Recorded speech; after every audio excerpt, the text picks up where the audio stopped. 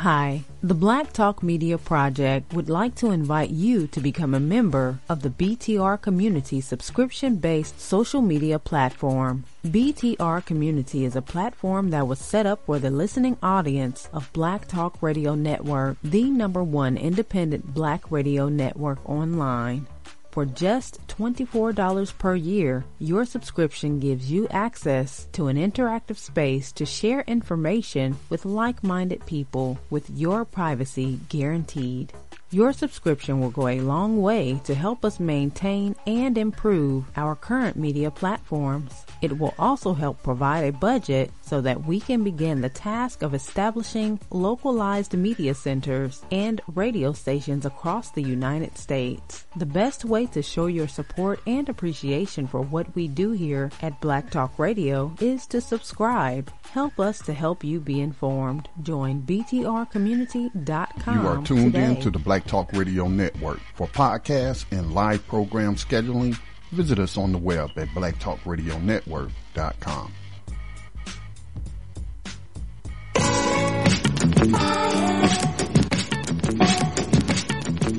The views and opinions expressed by callers, guests, and hosts do not necessarily reflect those of the Black Talk Radio Network and Black Talk Media Project. Black Talk Radio is new black media for the new millennium.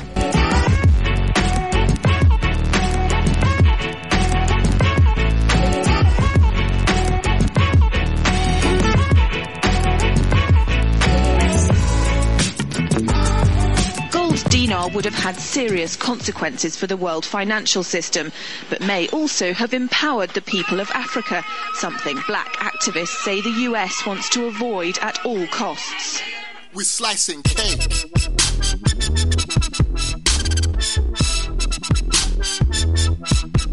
We're slicing cake.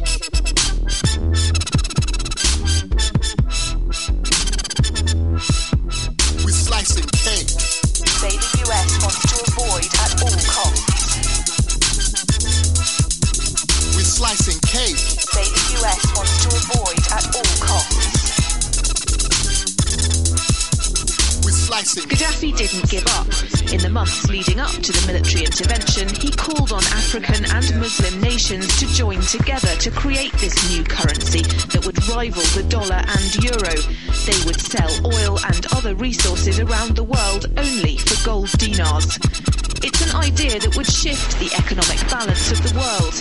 Countries' wealth would depend on how much gold they have, not how many dollars they trade. And Libya has 144 tons of gold. Good afternoon. You are tuned in to Thando Radio Show right here on the Black Talk Radio Network. Today is April the 6th, 2018, as we broadcast to you on this Friday evening. I hope that my voice finds you safe and sound behind these enemy lines. My name is Scotty, and I'm sitting in for Brother Dave today, who will be back on air and resume Thando Radio Show on Monday. Today, I wanted to take the time to just go over some things concerning Dr. King. As you all might have heard, it is the 50th. We just recently passed the 50th commemoration of his assassination. I also came across some other articles today where the government definitely, the U.S. government definitely was involved in his assassination, but I won't be talking about that today. But before I get into what's in the news and my topic for today, first, let me just say, please support the nonprofit media organization Black Talk Media Project. You can make a donation by going to blacktalkradionetwork.com. Just look for any of the things that you see, the promos that show you how to donate. You can make a one-time donation. You could sign up for a monthly subscription.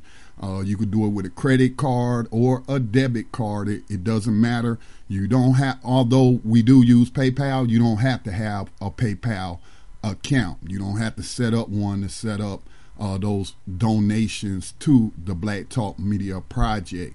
Another way that you can support the Black Talk Media Project is by joining btrcommunity.com, which is a social media platform that was set up for our listeners and our friends and family members.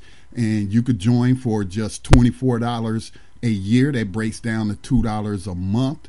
You know, yesterday we shared an article about Facebook and, you know, its data problems, not being able to secure people's data. And I'm not going to phrase it as not being able to secure people's data. They could secure it if they wanted to. All right. And so they give people access to that data. And we talked in that article about, you know, the CEO of Apple, I think his name is Tim Cook, if I remember correctly, was talking about, you know, people will pay for privacy. And when you go to these so-called free platforms, they're not really free. And I'm talking about social media platforms. They have a advertiser revenue business model, and therefore they have to show that data to their potential advertisers in order to, you know, justify what charging people to advertise on their platform. So we don't have any of that type of stuff going on at btrcommunity.com. The only ads or promotions you will see will be posted by members themselves. They can post whatever business they want to promote. If they had their own businesses, we encourage them to promote those as well. So check us out at btrcommunity.com. Again, just $24 a year. It is 30 days free to try it out. If at the end of those 30 days you don't want to remain a part of our social media platform, you can simply cancel your subscription. Also, for those that are interested in acquiring precious metals, you know Dave works with prosperitymint.com. He often tells the listeners that when you go there, before you make a purchase, to get in touch with him, because there are some other things that you need to know about. So you can contact him via email by going to wolf6pack1, that's wolf6pack1 at yahoo.com. All right, so let me go ahead and lay out today's program. I'm not sure if we'll actually get into the subject matter during the second hour or after, you know, we have gone through what's in the news by some of the news articles of the day, the news and current events. You know, we may be able to have enough time to jump into it during the first hour. But today I want to talk about the burning house of black morality. And that title is based on comments that Dr. Martin Luther King Jr. made to another civil rights activist during that time, and he's still active today, Harry Belafonte, when he said that I fear we have integrated our people into a burning house. Now, he's often misquoted as to what he was actually talking about. That one line belongs to an entire paragraph that I've actually never heard anybody quote the entire paragraph. They just pull that one line out to, I guess, bolster whatever viewpoint they may have. And, you know, it's just a shame, man. It's just a shame that we don't do further study of these people that we talk about. And it is not just the white establishment, the racist system, white liberals who misuse and abuse Dr. King's legacy to put him out there as representing something that he did not represent, to support policies he did not support. But it's also people who look just like Dr. King who do the same thing for various reasons. So I want to talk about the burning house.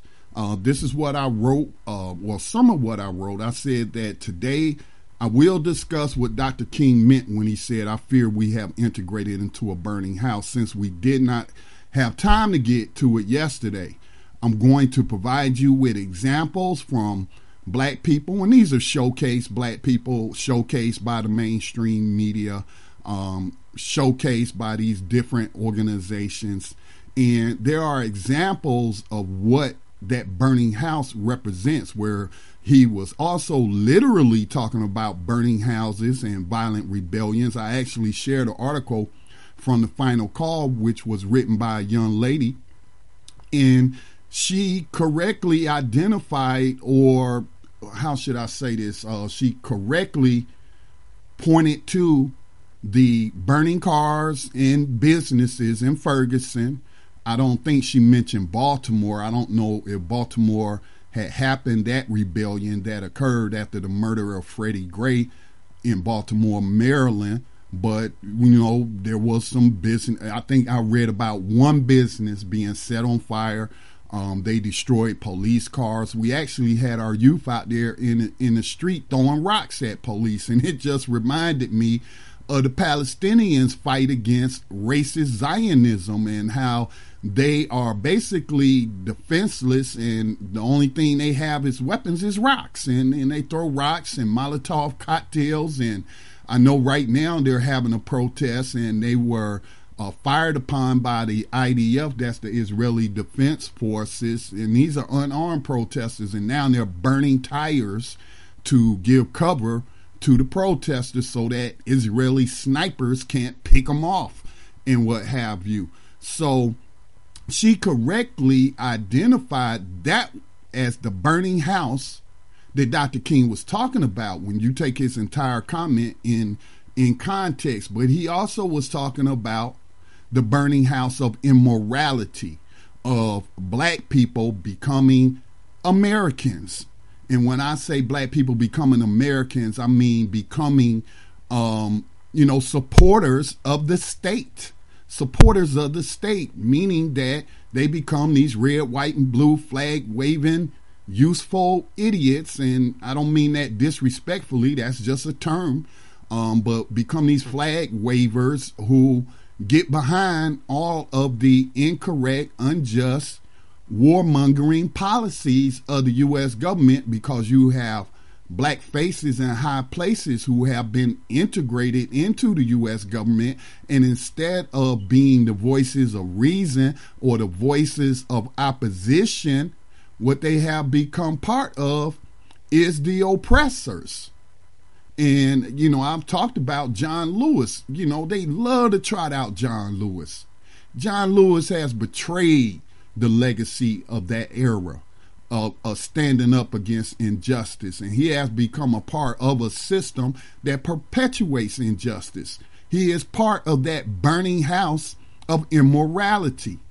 And so I will share several examples of that when we get to that portion of the show. But let me just give you some food to chew on, give you some thoughts to contemplate, so that when we do discuss it, you will have some context of how I'm framing the discussion, and then you will also be able to either add to the discussion or ask questions, because we definitely welcome dialogue on this program. And by the way, you can get in on that dialogue by giving us a call at 704-802-5056. That's 704-802-5056. Hit the star key twice. That will notify me on the board that you would like to add to the conversation or ask a question, and I will come to you as soon as possible. Just always watch your background noise, please, as we try to preserve the quality of the broadcast. So let me just read this that I wrote earlier today. I said, today on Thando Radio Show, filling in for Dave, I will be discussing the true context in which Dr. King said we are integrating into a burning house.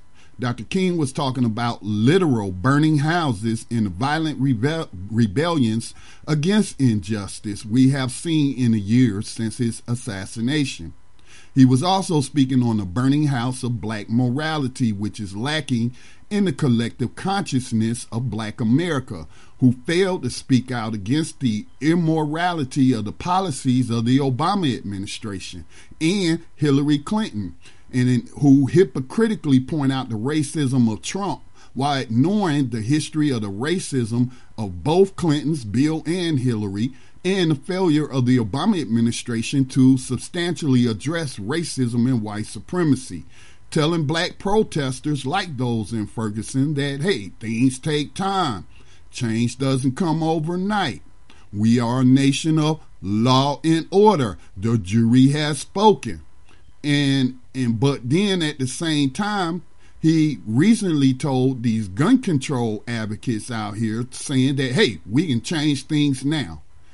The immorality of judging Barack Obama on the basis of his skin color and not the apparent immoral content of his character. And, that comes from Dr. King speaking on, we shouldn't judge people by the color of their skin.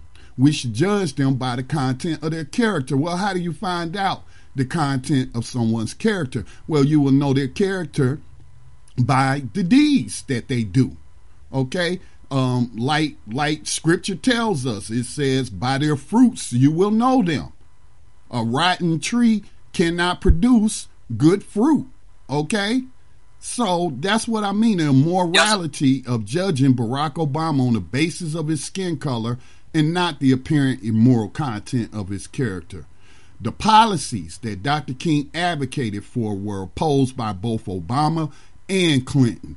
Things like reparations, both being against free tuition at public colleges and universities, which would benefit the poor the most, considering that Dr. King last campaign was a campaign against poverty.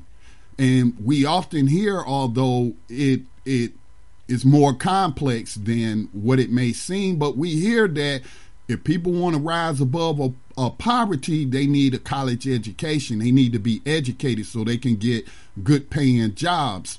Well, that fallacy has been exposed because we got people with college degrees that's working in Walmart checkout lines. Okay, because of a lack of jobs. But again, it's still, education is still good to have. That, piece of paper, although I don't put a lot of stock in pieces of paper, I think what will help people the most is to become educated in a skill set. All right. Whether we're talking about industrial skills, carpentry, auto mechanics, electricians, brick masonry. Of course, we need doctors, we need lawyers, we need teachers and things of that nature. All right. So, these are the things that Obama and Clinton were against. He actually, during the Obama administration, they changed the Pell Grant rules, which harm poor black people seeking to go to college the most.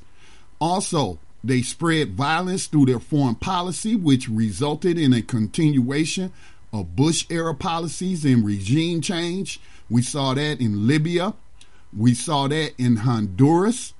Also, the tactic of using terrorists to attack both Libya and Syria, as they have been doing for quite some time now. The use of drones, Obama expanded the use of CIA drones, covering up the CIA torture program. Right now, you have a woman who has been appointed to lead the CIA who was running a torture site in Thailand, and Donald Trump has nominated her. Well, guess what? Obama helped cover that up by prosecuting whistleblowers, CIA whistleblowers who said, you know what? This is inhumane. We should not be torturing people. Some of these people are being killed. We're waterboarding people. The public needs to know about this. We need some transparency. So you had these whistleblowers. Well, guess what happened? Those whistleblowers went to prison. They were prosecuted by Loretta Lynch, another black celebrity figurehead. They were prosecuted by her, and the actual torturers like Gina Haspel, well, she's looking at a promotion right now. Okay? That's the burning house of immorality, or the burning house of morality that Dr. King was speaking about. All right? What else? Also, arming the police with military-grade weapons. We saw that more pronounced than ever during the Ferguson rebellion.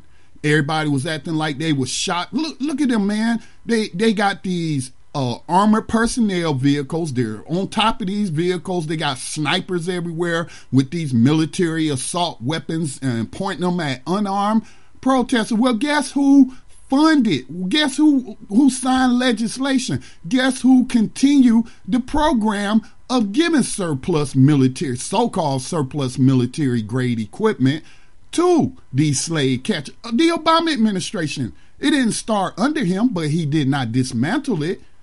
And people like John Lewis, because some of these programs have to be renewed, they voted for it. But then at the same time want to act like they on the side of injustice and nonviolent protests when you are arming the very people who are the cause of most of the violence in this country. Police slave catchers. Okay? What else happened during the Obama administration that Dr. King was opposed to, would have been opposed to if he hadn't been assassinated?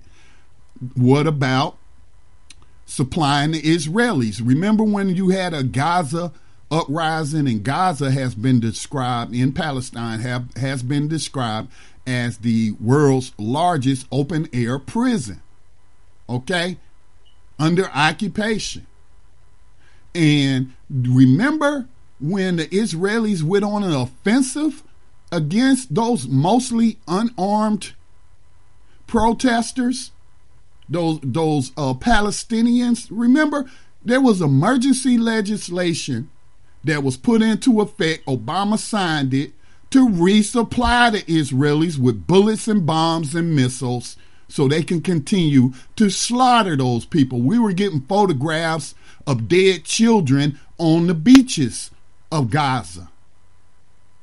Where were all of these people that's speaking out against violence now?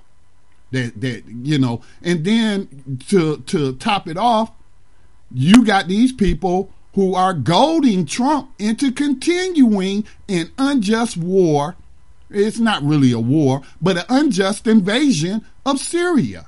These very same people, like John Lewis and all these other people, all right, that want to celebrate Dr. King, but are far removed from what he stood for. All right, so they supplied the Israelis. Then you had the Clinton so-called welfare reform, which moved $1 billion from social programs to private prisons, to locking people up, to kicking people out of public housing if just one member of their family was arrested, not convicted, but arrested on a drug charge. Kicking these people out on the street. Did y'all forget about that while y'all was out there pushing Hillary Clinton for president? All right, but then you hypocritically point at Republicans and Donald Trump for doing the same thing when you had Obama agreeing with Republicans to end, I think it was some kind of sequester going on. It was some impasse that he had with a Republican-controlled Congress. And in order to move past that impasse, he agreed to further cuts to the social safety net, to the SNAP program. All right? This is not anything I'm making up. This is documented in news reports and, even on our network, because we were talking about these issues at the time. All right? So agreeing to cut social programs along with Republicans. All right? So that's why I say the Black House of Moral Consciousness is indeed in flames. Dr. King's prediction was right. The majority of us, not all of us, but the majority of us are no better than the system that we want to criticize, or the people that we want to criticize. We want to hold ourselves up to being some kind of moral compass of America. Those days are long behind us. And Dr. King saw that. He saw that. He saw us aligning with a crooked government, a government that he called the greatest purveyor of violence on the face of the planet. So that is what I want to talk about today. And I will also share his exact quote. All right. Well, matter of fact, let me see if I got the exact quote. I thought I posted the exact quote. I may have changed it, but it's posted in the article, integrating into a burning house. So I'll read that, and then once I read that, we'll get into what's in the news before we start, hopefully, a dialogue. But I can do monologue too.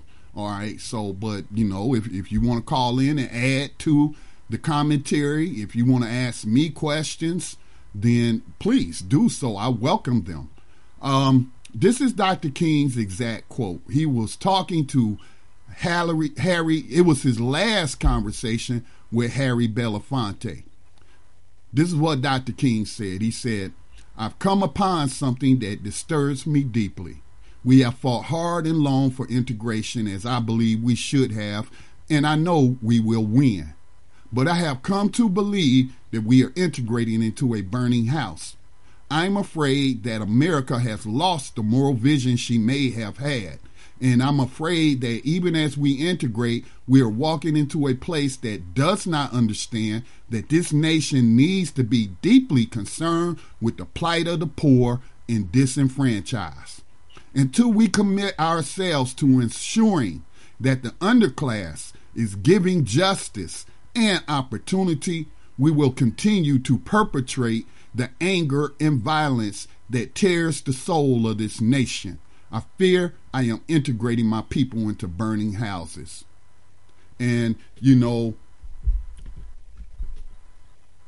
this quote from him, again, the only thing I've heard people who I would say are, black separatists, they only quote, "I believe that we are integrating into a burning house." That is not what Dr. King was saying. He was not pro-segregationist. He was not a black separatist, okay? He was about giving black Americans the full rights and the privileges that are supposed to be bestowed upon an American citizen. You're paying taxes. If you're paying taxes, you should have representation, right? You should have some say in the system that not only are you paying into and maintaining with your tax dollars, but how many black veterans fought in America's wars. And so we supposed to accept being treated as second-class citizens? No. The only people who would be for that are the ones who are profiting from segregation. All right? Who were profiting from segregation and who were cowards, who did not want any trouble from Dr. King stirring up the pot or going against the status quo, which was racist segregation, racist mistreatment. So that's his quote. Now, before I get into that, let's go into some of what's in the news. Before I get into what's in the news, I think Brother Ross wants to chime in. Greetings this evening to you, Brother Ross. Did you have something you wanted to add before we get into what's in the news? Yeah, briefly.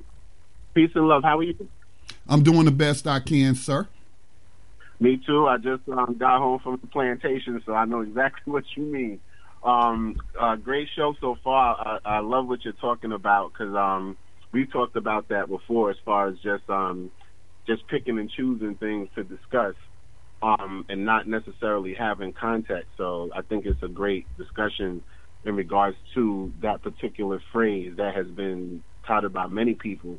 Even I've discussed it, but when I discussed it in the context of his awakening to becoming more, in other words, when he connected with Minister Malcolm and his widened understanding of a better way of attacking the system than the original way that he thought was the best way.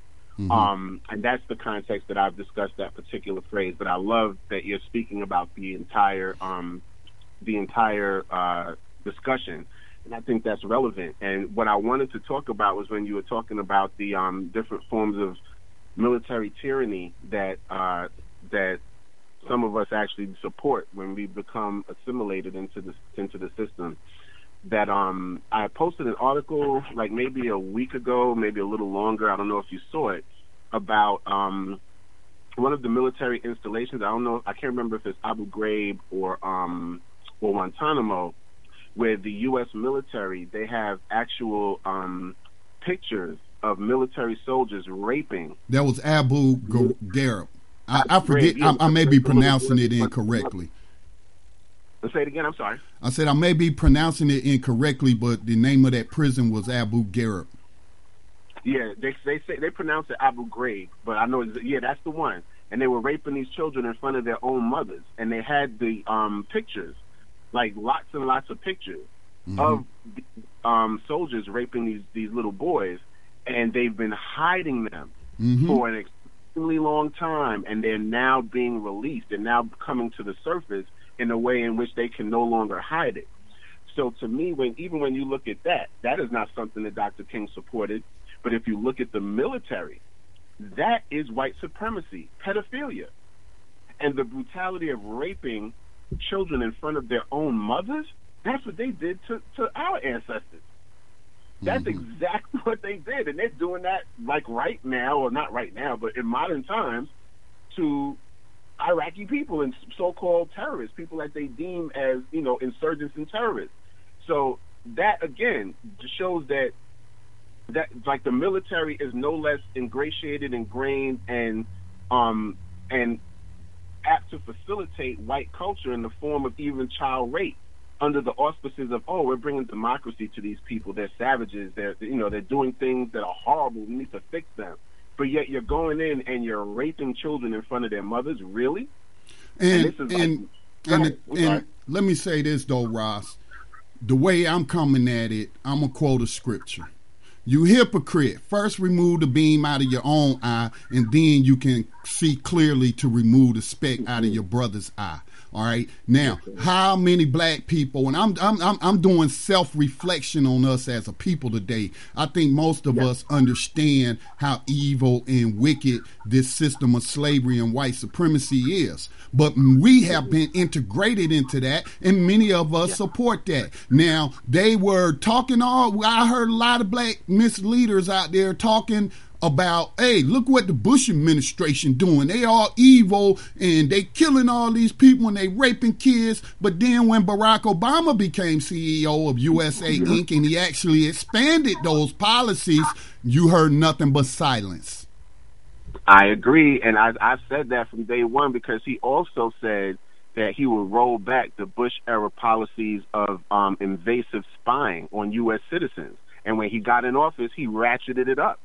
Exactly. And I talked about that from day one. So there's a whole ton of things that Barack Obama has done that are completely detrimental and to black people in particular, but completely antithetical to trying to thwart the system of white supremacy on any level.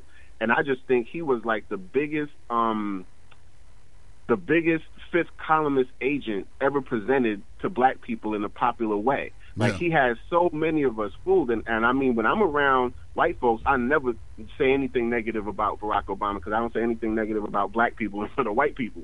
But when I'm amongst my own, I'm candid. And that is, I never actually thought he would do anything for black people. When I said from day one, I said, everybody who's thinking he's the savior that's going to come and just flip things upside down and flip the bird to the white man and help black people out, I said, you are wrong. And people looked at me like I was crazy. I'm like, this man has no power. Right. I'm like, if you really understand, he has no power in the context of the way the system works, but he has personal power in his decisions as to what he chooses to do when in office. And he chose to bomb people ridiculously, indiscriminately, all over the place with drones. He chose to propagate homosexuality, even to the point where he went to Kenya and they had to reject him for him coming there trying to propagate anti-sexual behavior in their country and all over the continent. He was just traveling doing this nonsense. So, I mean, there's a personal responsibility he has, and then there's the overarching understanding that in the context of white supremacy, he also is being told what to do. But you don't have to do what you're told. Right. You can choose to be a Dr. King and die for your principles. You can choose to be a JFK and not go along with the CIA attempted assassination and overthrow of Cuba and die as a result. All right. Instead of Barack Obama, instead of black people moving Barack Obama to a position of justice, Barack Obama moved the majority of black people to a position of injustice. Oh, that is a great way of saying it. Man, that is a quote. That is the quote of 2018 right there. Because I agree with you. Because there's, like you said, there's so many people, black people, that just support the machinations of the American government towards global domination and destruction of non-white life. And, sadly, some of our more confused brothers and sisters who join the military and don't know better, and a lot of them are seeking a better life. They're trying to get money for college, but they don't understand what they're embedding themselves in. I did not. Absolutely. So you have groups that come out the military feeling like you felt, like, listen, I can't do this. And then you have groups of black folks who come out the military, and like you said, they're assimilated, they're ingratiated, and they're like, wow, I'll do anything that they tell me to do because this is the way things are supposed to be done. So if we really have to start thinking for ourselves, and I think some of those people like Dr. King and Minister Malcolm and all the other great folks who actually spoke the truth about the way this country and government operates on a global scale, if we really study them, it'll help. And especially if we tell our young children who are considering going into the military this information, it will help them make better decisions. Like my son, I taught him from day one. I said, you're not going to fight for a country where you can just walk down the street and just being black get gunned down by a cop, and they can walk simply because they make up a narrative about being scared of you, and you're going to go around the world killing other people that look like you, and in some cases are non-white but don't look like you, in the name of this government. I said, don't. And that's the way my father raised me. When he first got here, he told me he wanted to join the military. He actually attempted to, and he had a heel spur. He had problems with his vision, and one of his ears, he had a perforated eardrum and couldn't hear too well, so they medically denied him. But this was before he really got. This is before he met Kwame Ture, who actually shifted his whole consciousness, and that's how our family got on the Black Liberation Movement as it was developing in the mid to late 70s, because he came here in the early 70s. So before he had that encounter with Kwame Ture, he told me, I tried to join the military, I didn't make it, and then afterwards, when I became less confused, he didn't use those exact words, but he was basically saying, when I became less confused and I understood just how racist this country is, I was glad I didn't get in there, and I wanted to make sure you understood I don't want you dealing with that either. So if you're able to cultivate an understanding of history, understanding of the best of our people who tried to steer us in the right direction, everything that Dr. King said back then is relevant right now, yes. No different to Mr. Malcolm. So if we can do that, we can help the young people become less confused and make decisions based on their better understanding of the way the system works. So with that, I'll just lay in the cut and mute myself. But great program, Scotty. I'm looking forward to the rest. One love. All right, one love. If we need to go over 2 hours, depending upon participation and interest in the conversation, after I get through what's in the news, then we'll go over those 2 hours. I'll probably take a music break though, so I can take a little bathroom break and get some water or whatever. But yeah, let's go ahead and jump into what's in the news. Some of the news stories that was shared today. You can find these news stories posted on btrcommunity.com. I posted them to David W. Thando Radio Show profile as I'm sitting in for him today as the host of Thando Radio Show. So I'm going to start at the bottom and get through some of these news headlines. Let's see. Let me see. Stock sinks. Ross shared this article from Fox Business News. Stocks sink as investors fear escalation of trade tensions between U.S. and China. Dow Industrial down 600 points. I know I seen another article that was related to that where I'm not sure if it was 100 million. I think it was 100 million. I don't think it was a billion. But after China announced tariffs on a number of American products in response to Trump, yeah, I said it right, Trump putting tariffs on China. Now, Trump it's like a little children going tit for tat, and the consumer is the one that's going to lose. And when I say the consumer, I ain't talking about Chinese consumers. I'm talking about American consumers who has, I don't know this for a fact, but I would guess that the largest wealth gap between the haves and the have-nots exists here in the United States. It may be different in other parts of the world. That I could be incorrect about that, but I do know that is a problem. And one of the things Dr. King was seeking to address right before he was assassinated with his campaign, his poor people's campaign, working against poverty. Another article. Yulia Skripal isn't asking for Russia's help, the UK says. Now, this is going to the former Russian spy who I would present to you as having no intelligence value whatsoever. This dude had already been in prison for being a traitor to his own country and what have you. And then he spent years in prison in Russia. Then there was a swap of spies, and he was given residence in the UK in that exchange. It had been 10 years he'd been living there. Now, what kind of intelligence value do you think that man had? He didn't have any. So I believe this is a false flag. Okay, this is a false flag. This guy is already a traitor, and his daughter probably wants permanent residence in the UK because she's a Russian citizen. And she was just visiting him here. So she's like, oh, this is a way I can get permanent residence. Let me go along with this false flag. So that's what I think. I actually posted an excellent video that was produced by Afro Synergy. You can find it on Black Talk Radio. I think it's titled The UK False Flag Against Russia. All right, next article. The New Yorker, Ross posted this one. Stephen Clark in the shooting of black men, armed and unarmed. Last Friday, the Baton Rouge Police Department released videos, including 2 police body cam videos of the shooting death in July 2016 of Alton Sterling, 37-year-old street vendor who had been selling CDs in front of a local convenience stores. The 2 officers arrived in response to a call that a man was brandishing a firearm. So it talks about, all of these shootings. Every 28 hours is one report that was put out by some revolutionaries. I can't recall the name of the organization that put that out, but I'm sure y'all heard of that. Every 28 hours, a black person is killed by a cop, a vigilante, or a white supremacist. I'm kind of paraphrasing that, but you get the gist of what that report was about. And again, like I said yesterday, this brutality is what led to the American Revolution. Despite them lies that you've been told about the founding fathers was standing up to the British government talking about taxation without representation and all that garbage. No, it started because of police brutality and what's the word I'm looking for? And you should not be surprised that it was a black man who led that protest against police brutality, the violence of the British soldiers in Boston,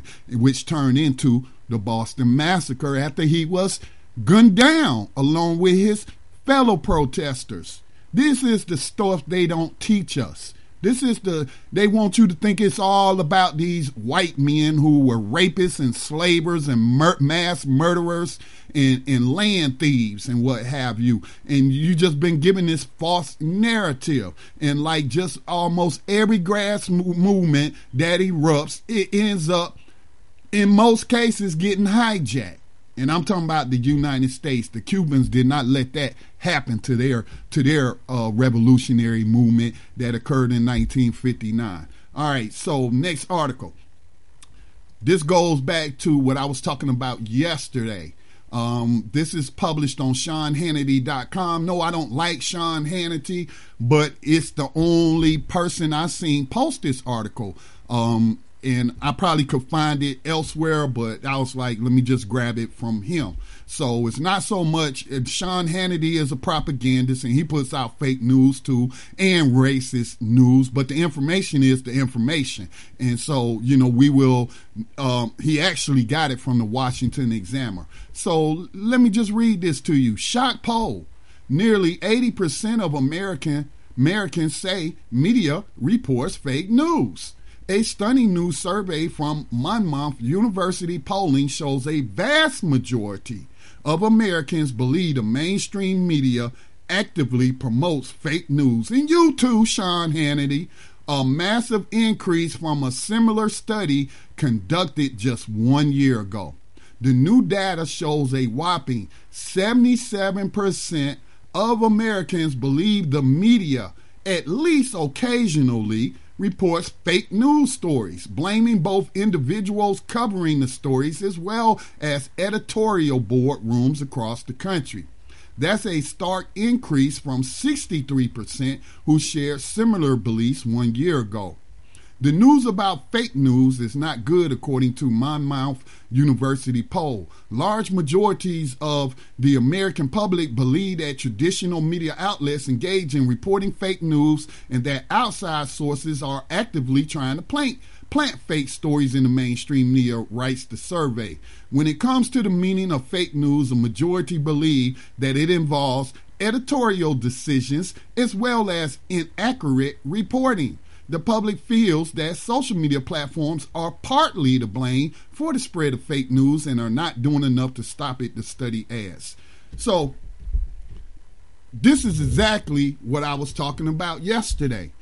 And these people, and I'm sure they believe what they believe for various reasons. You got the conservative crowd who believes that the liberals all put out fake news. Then you got the liberals believing all the conservative outlets put out fake news when they're both putting out fake news. Okay?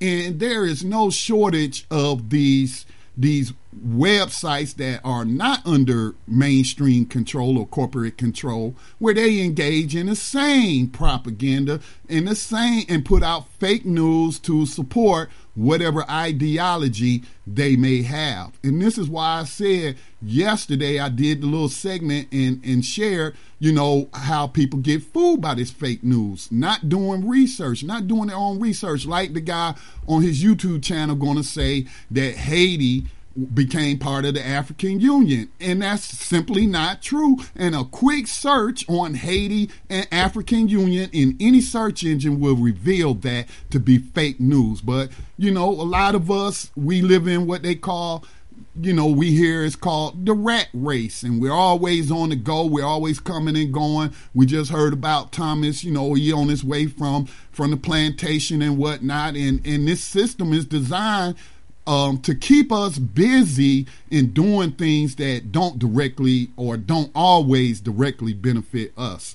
And, there have been government programs that was adopted under COINTELPRO. I have taught the former Panthers. I can't never pronounce her name correctly. It's Kaya.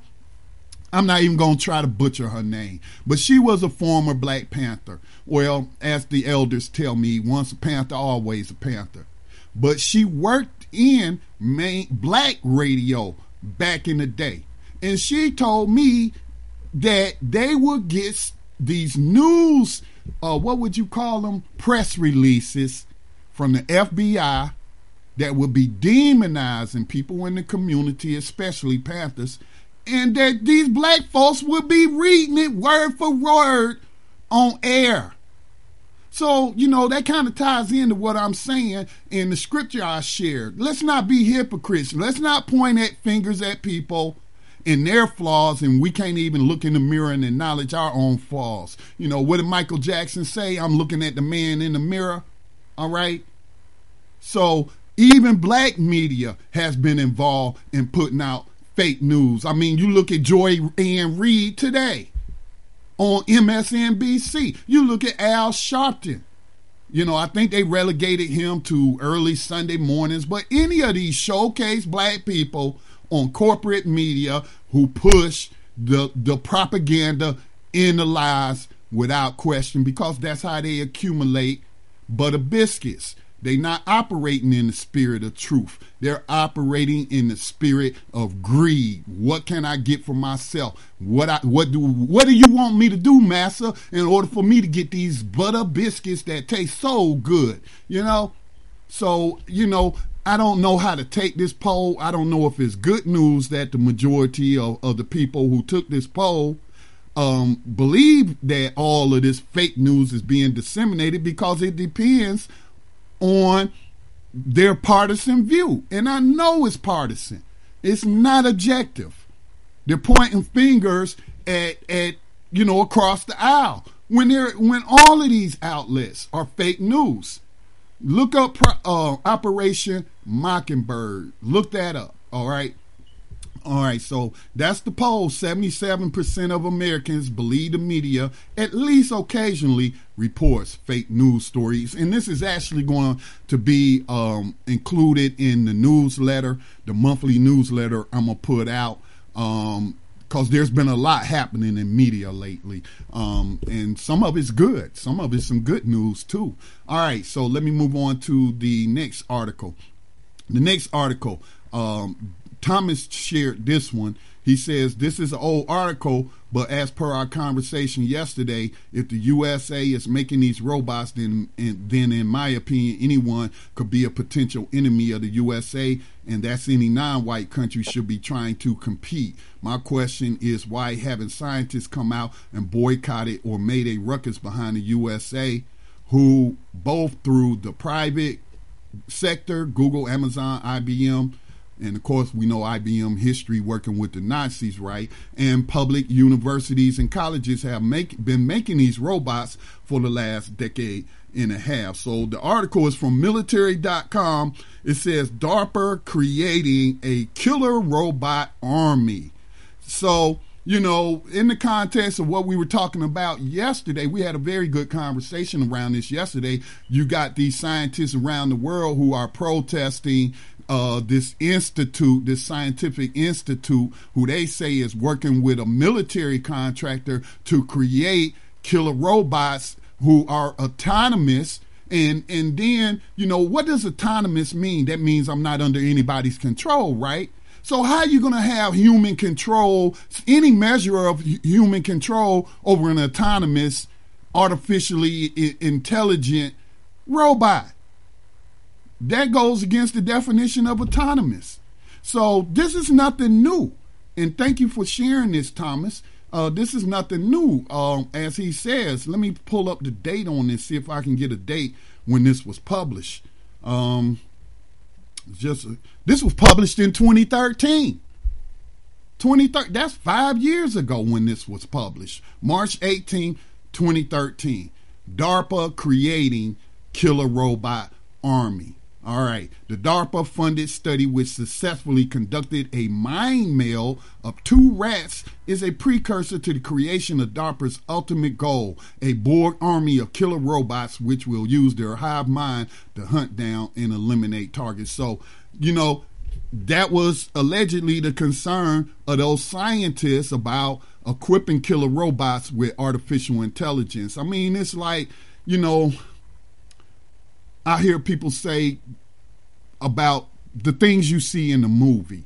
Sooner or later in these science fiction movies, because that's where all inventions begin, is with the imagination. You sit down and you imagine something. You identify a problem. You want to come up with a solution for the problem, or you want to accomplish a task, and you use your imagination to create something. All right. And so what are these movies if these are not writers who are using their imagination to come up with scenarios? But it always, more than likely than not, we see it may be a decade later, it may be 20 years later, 30 years later, 40 years later, 50 years later, we always see what we see on the movie screen come into reality. So those scientists are correct in being concerned about them creating real Terminator robots. Let me see. I think Thomas wants to chime in on that. Welcome to Thando Radio Show. What's on your mind? Yeah, Scotty, thank you, man. I had to dig in the archives to find the first article I pulled up with that killer robot terminology. And as you said, it went back to 2013, and they even have a video in that article, and the robots in the video look exactly like the ones they have now, which leads me to think that they have some real stuff that they don't want us to see. But what I chimed in for was, there's a science called cybernetics. And what cybernetics means is governance or control. Forgive me, I'm in the city. You can hear the engines in the background. If you need me to mute, I will. They're coming up on me. But the cybernetics was started in 1947, where they took the leading scientists in different areas.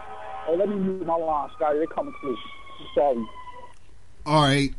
While he waits on that to pass, I also, I think Roz posted it. It could have been Thomas, but I also posted, I think it was Roz, where I mentioned on yesterday's program, they've already deployed robot security guards, and he shared an article where they had deployed these robot security guards into Dubai, and then I posted the article where they were deployed by a company in California.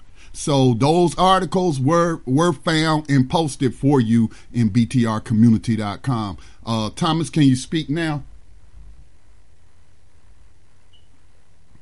You're still muted. Yes, I'm sorry about that, bro. City, I can't control it.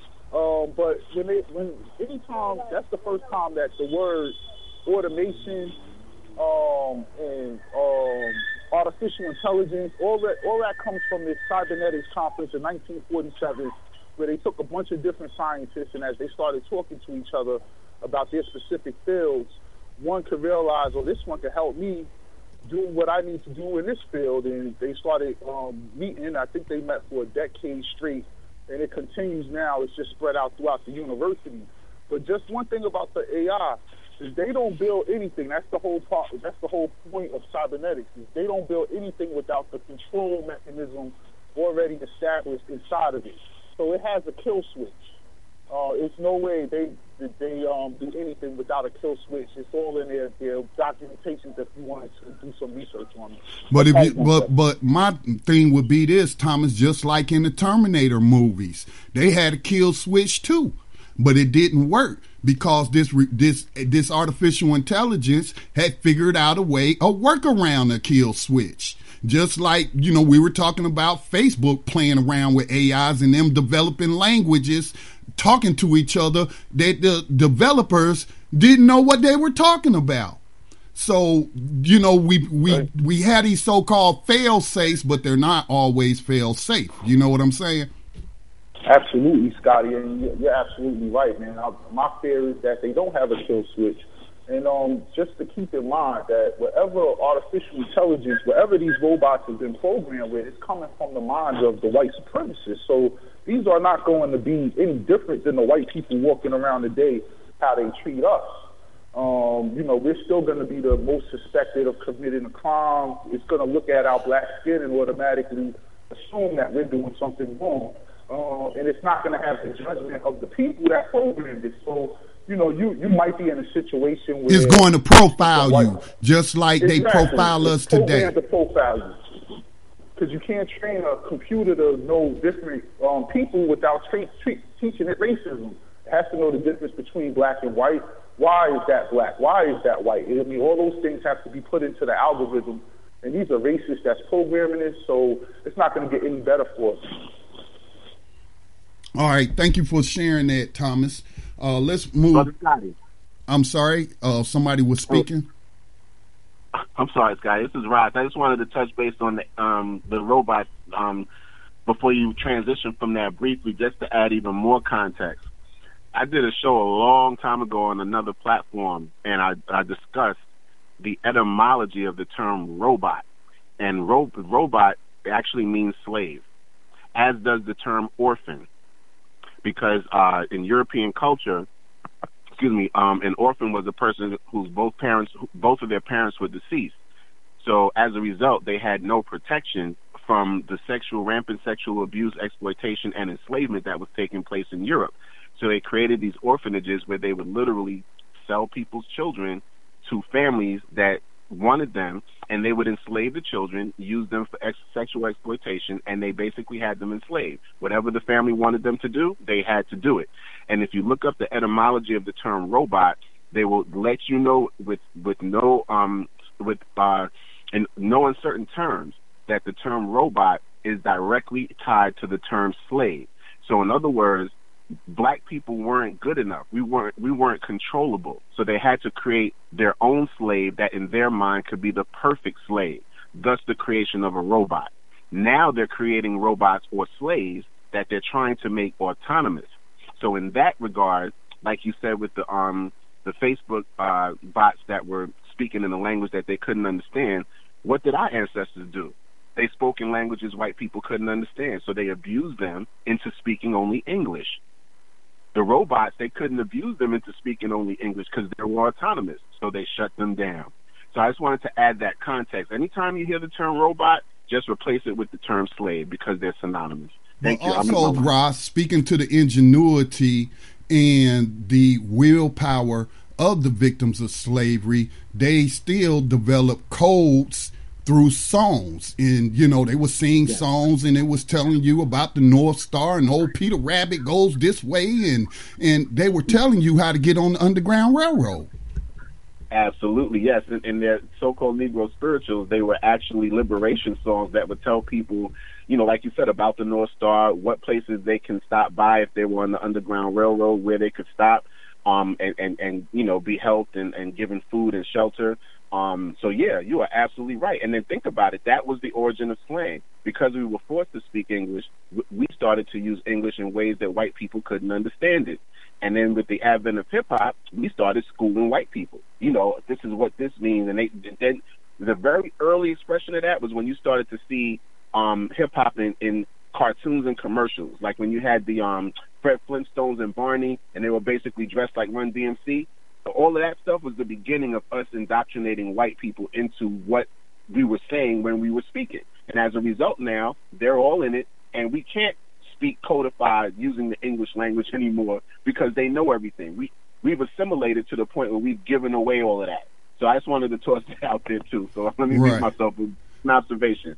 And one last thing on robotics before I move on to the rest of these articles. Again, if we need to go over 2 hours, we can. There's no program coming on after us. So however long people wanted to, discuss what we're discussing today. But one more point on the robots. Now, this is also speaking to the human robots that are created through propaganda. Some people might call it cognitive dissonance, or they may call them sheepo, and stuff like that. But if for those who pay attention to politics or pay attention to social media and the things people talking about in politics on social media, you will notice that whatever political label they're wearing, they repeat the talking points that their masters have laid out for them. They have literally been programmed with these talking points, and they repeat them over and over and over without thought. That's a robot. That's a robot. Very robotic behavior. They are not critically thinking or independently thinking for themselves. They are supposed to be human intelligent, right? But they've been dumbed down. And that's just really sad. And they do that via media, okay? So, social media is dangerous. It can be a weapon for our good. It can also be a weapon used against us. All right, so that's why I wanted to add the roboticness that I see of people who operate in the people activity area of politics. Next article. Speaking of politics, here's an article coming to you from The Hill. which, although based in Washington, D.C., did not send a reporter out to cover the Millions for Human Rights, Millions for Prisoners Human Rights March and Rally, which was the first abolitionist mass meeting since before the Civil War. You know, these abolitionists coming together to hear different speakers and tell the people that slavery was never abolished, that it still legally exists as punishment for crime. The Hill didn't think to send nobody out there. In fact, no mainstream media reporter showed up. They was all without to that Women's March, where all those white women with to complain about their place in white supremacy, which is definitely several rungs above every black non-white person on the planet. So, you know, for the day, they just want more power. They want to be equals with the white supremacist men. That's what they be complaining about. But this article comes to you from the Hill. It says the Green Party puts dim seat. Let me open this up because it's not adopting to my browser, because I got half screen. My articles, the other screen are bored. So let me open this up. Green Party puts dim seat at risk in Montana. Now, let me just read a little bit. Democrats are fighting to keep the Montana Green Party from fielding a candidate in the race against Senator Jon Tester, a Democrat. Tester, running for a third term this year, is one of the most vulnerable Democrats up for re-election. His state favored President Trump over Hillary Clinton by a 21-point margin in 2016, and Tester himself won both his previous elections with less than 50% of the vote. He now may face multiple challengers on the ballot this fall, creating a chance for a Green Party candidate to siphon votes from the left. Now, what's the problem with that narrative? Now, doesn't that sound very, to use some of their terms, like they're undermining democracy? What's the problem Democrats got with competition? Why do they want the American people to only have two choices, to only be able to vote for one wing of the same bird?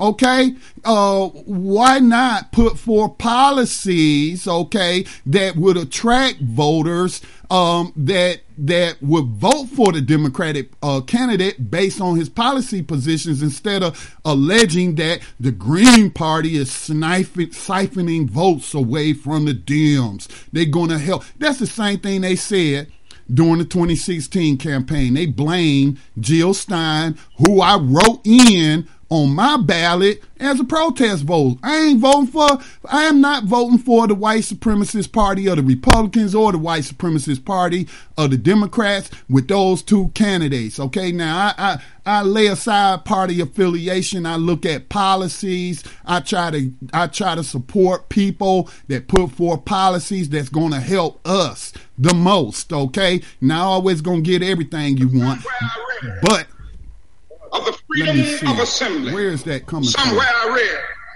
of the freedom of... Okay, I'm not sure where that noise was coming from, but let me continue on.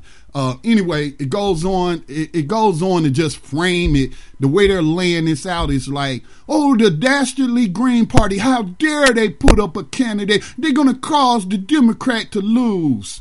Okay, that's garbage. That's anti-democratic, to borrow some of their language. They're undermining democracy, and that's it's just exposing the sham of the system, where you either got freak or frack, and ain't neither one of them got our back.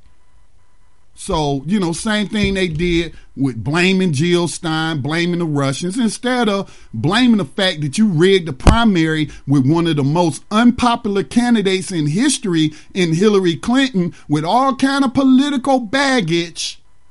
And then when she loses, even though your polling told you she would lose to Donald Trump or any Republican, you want to blow up the world literally by starting a confrontation with this fake narrative about the Russians using Russian agents like Jill Stein of the Green Party.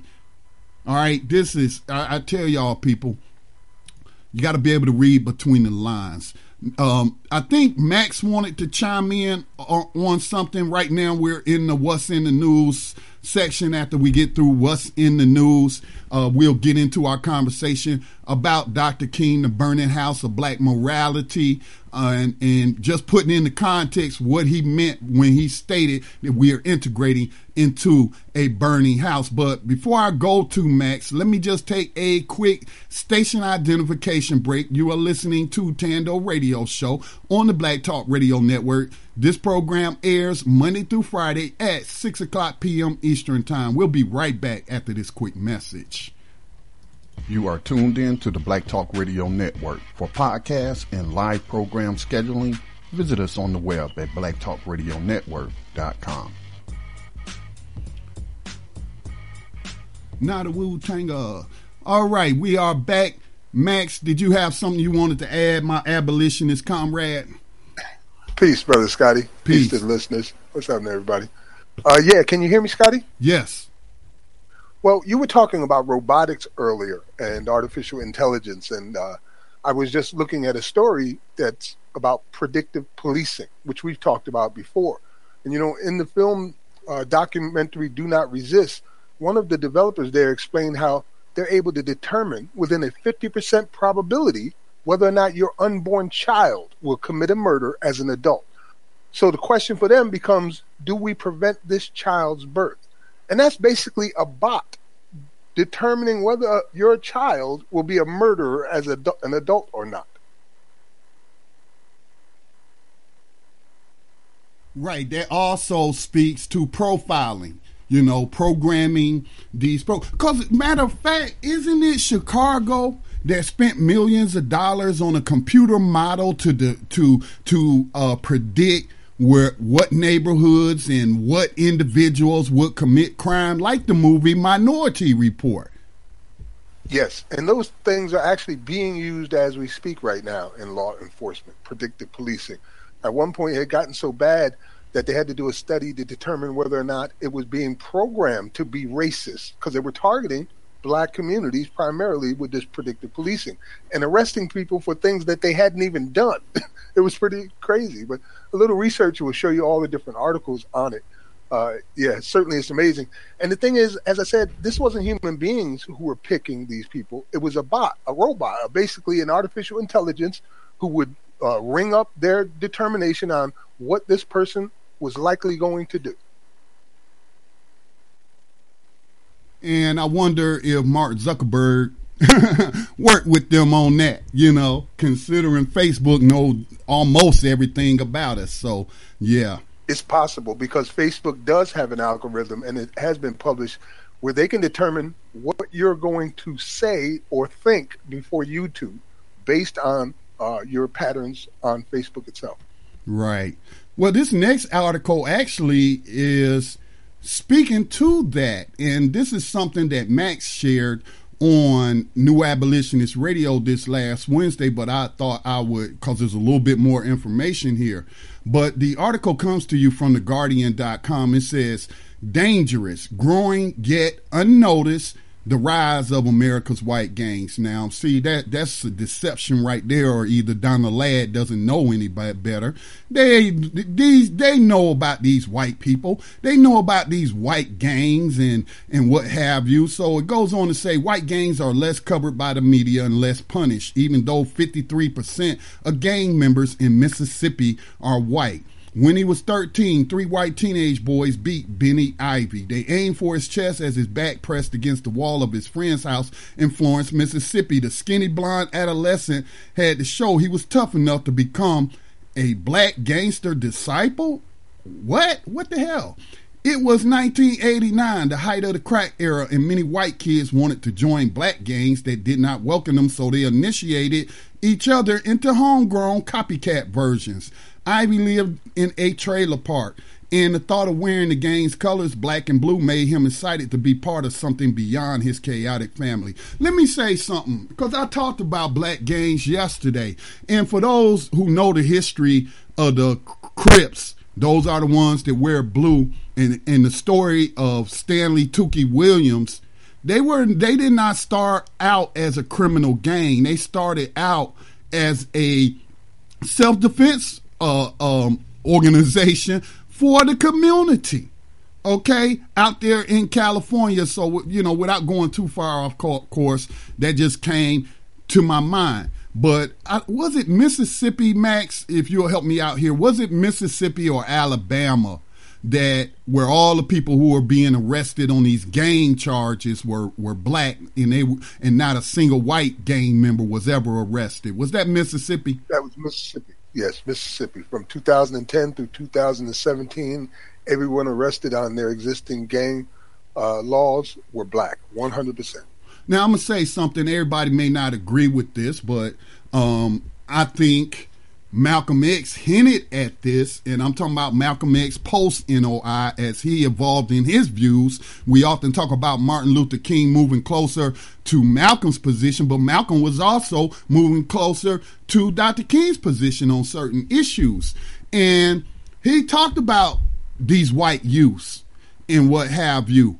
And I feel like that was a missed opportunity to prevent these young white kids from growing up to be racist white supremacists. If you get them while they're young, you can mold their minds, you know? And I'm not talking about training them to be crack dealers or something like that, but to align themselves with street families, non-white street families, and then we could turn around and turn them into spooks who sat by the door. I like to think outside the box. I don't think white people are supreme, and I know that is not what is meant when we say white supremacists. We're talking about a system. We're talking about the people in charge who put this system in place. That doesn't mean we're saying that they are supreme. I'm not saying, let me speak for myself.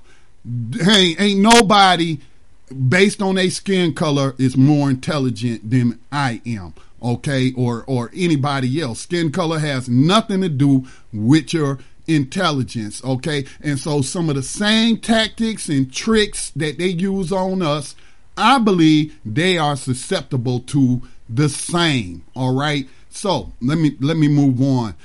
They're basically giving a profile of these people. It's not really getting into what Max had shared about.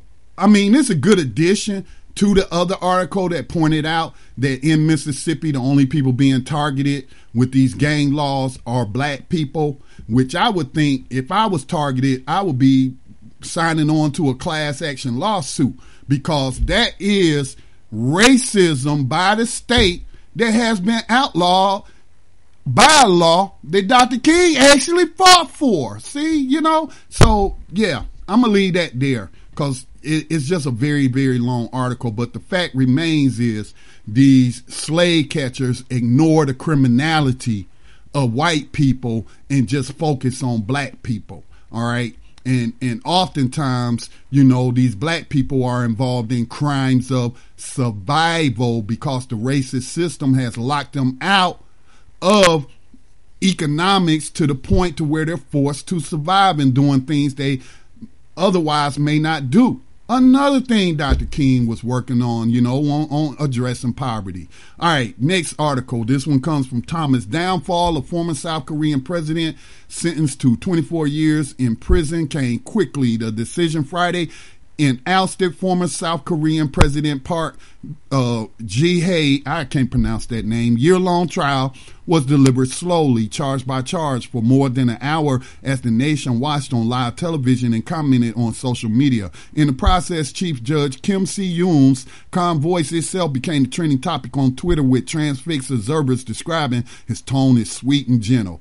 Man, y'all just can't keep focused on what's important, can you? Now, I'll just say this.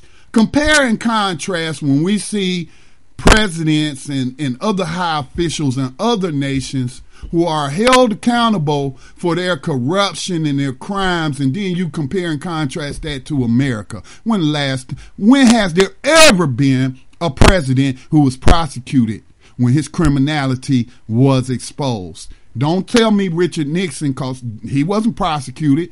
He just resigned. He resigned. There was no prosecution. And rather than getting impeached which could have cost him his lifetime pension as president, he resigned instead, avoiding impeachment. But he was never charged with a crime, even though he violated many federal statutes. And not just Nixon, but I would submit to you every president since Nixon has engaged in violations of U.S. law and international law, but they're never held responsible. All right. Let me move on to the next article. U.S. hits Russian oligarchs and officials with sanctions over election interference. This comes from NPR. The Trump administration is laying sanctions on 38 Russian oligarchs, government officials, and business entities, citing the Kremlin's malign agenda that ranges from malicious online campaigns and efforts to undermine democracy to its actions in eastern Ukraine and Syria. 7 Russian oligarchs and 12 companies they own or control are on the new sanctions list. Now, let me say this. There is no evidence whatsoever that any Russians hacked the elections. The Russians did not disenfranchise and kick 200,000 people off the voter rolls in Brooklyn. All right? Those were Democratic officials who were part of the election commission who did that. The Russians did not hack the voter database in Arizona and switch people's affiliation in a closed primary from Democrat to unaffiliated to where they couldn't vote for Bernie Sanders versus a Hillary Clinton. Same thing happened in California. Okay? But you're not getting any news about this. You're getting this made up fake news, and in this case from NPR, saying, I mean, listen to the headline. U.S. hits Russian oligarchs and officials with sanctions over election interference. What election interference? What election interference? I don't care about 13 Russians posting some ads to social media, half of which came after the election was over, because we getting fake news from every source, okay? From every source. And then we hear those who say WikiLeaks publishing the email showing Hillary Clinton was a criminal who engaged in international violations of law, who broke U.S. law about the assassinating leaders of heads of states. All of this came out in the emails. So it's not, they're not focusing on the crimes of Hillary Clinton. Oh, the crime is Hillary Clinton being exposed and WikiLeaks publishing the emails no matter where they came from, which most people, and I subscribe to this view, it was a leak, not a hack, because the DNC server was never examined by the FBI. It was never examined by any federal agency. They hired a private contractor who then came out and said exactly what the employer wanted them to say. Nobody saw those servers. Nobody saw those servers, okay? No federal government. So this is the fake news, people, that we get constantly getting hit with. All right, next. And then also I want to speak to this on the fact that Donald Trump is a coward. He's a chump. Okay, there are some things that he have said that I wish he would do, like pulling U.S. troops from the illegal invasion and occupation of parts of Syria. That would be the right thing to do. He said it's time to rebuild America and bring these troops home. They've been gone long enough. We need to bring them home. But the establishment, both Republicans, Democrats, and the fascist intelligence agencies have been successful in bullying Donald Trump into taking a anti-Russian position and taking these articles to the point that taking these actions, and also to where he's even walking back his comments on withdrawing U.S. troops. He's a coward, man. I guess Trump say, I don't want to be JFK'd. I don't want to be assassinated for going against the CIA. Maybe that's why he nominated a confirmed CIA torturer to lead the CIA. So all you Trump supporters out there that's talking about he's draining the swamp, it don't look like it to me. His actions don't show he draining the swamp. He was talking tough, but he sure ain't walking tough. He walking lightly, all right? He's walking softly, and he's giving in to that swamp. So I say that. America's looming war with Venezuela. What you're not being told. This comes to you from the anti-media. I only got a few more articles again. We need to go over the 8 o'clock hour. We can, because I'm the manager, and we don't have another program coming on after us. So we'll get through all these articles. We have time to get through these articles today. At any time, though, I want to let people know y'all can jump in.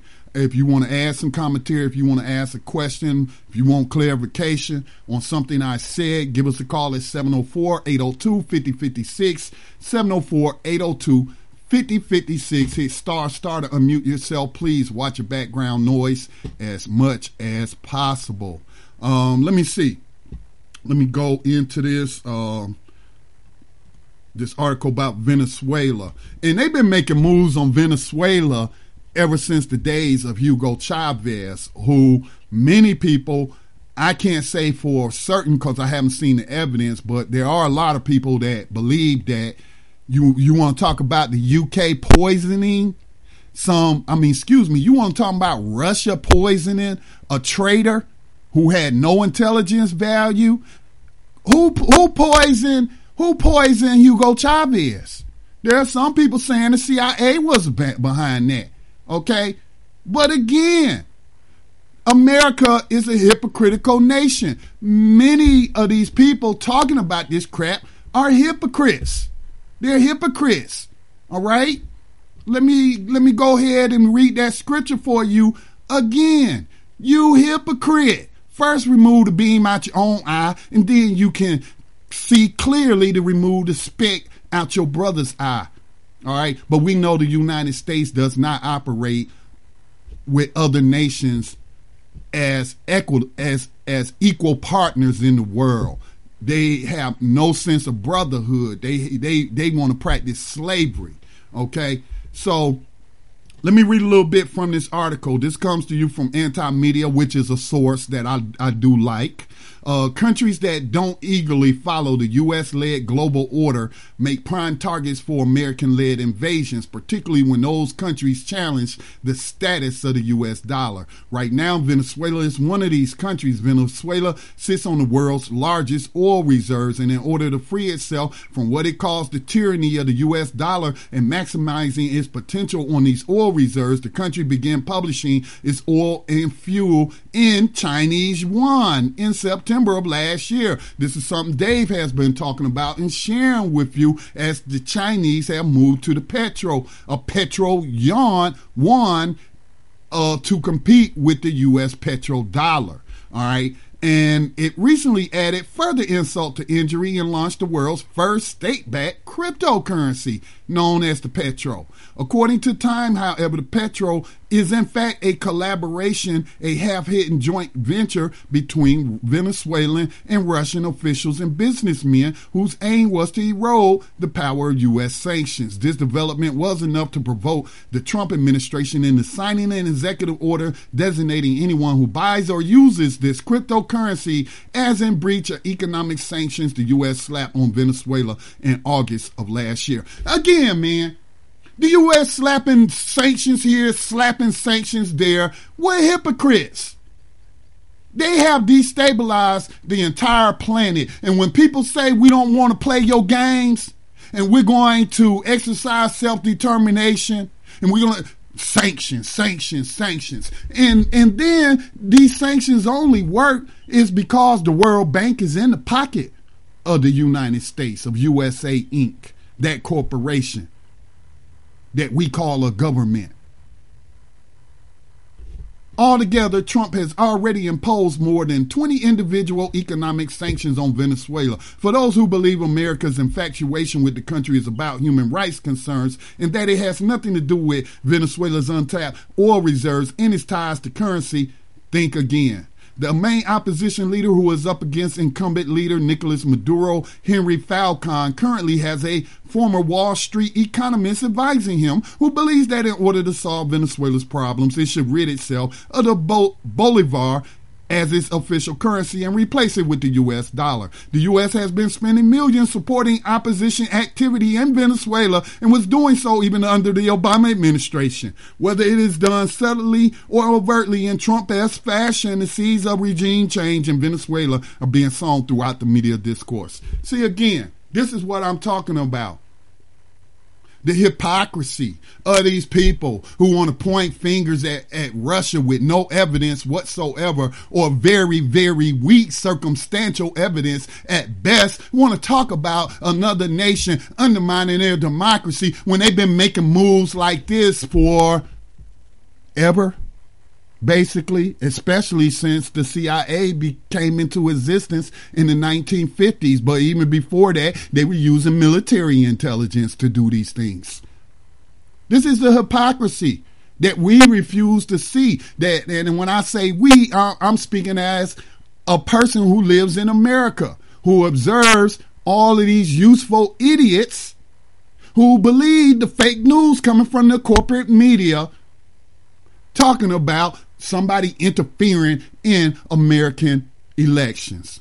Nobody undermines American elections more than Americans. When you look at these felony disenfranchisement laws, we look at these voter ID laws, when we look at the gerrymandering of voter districts to disenfranchise non-white people, to water down the power of the ballot, nobody undermines American elections more than American officials.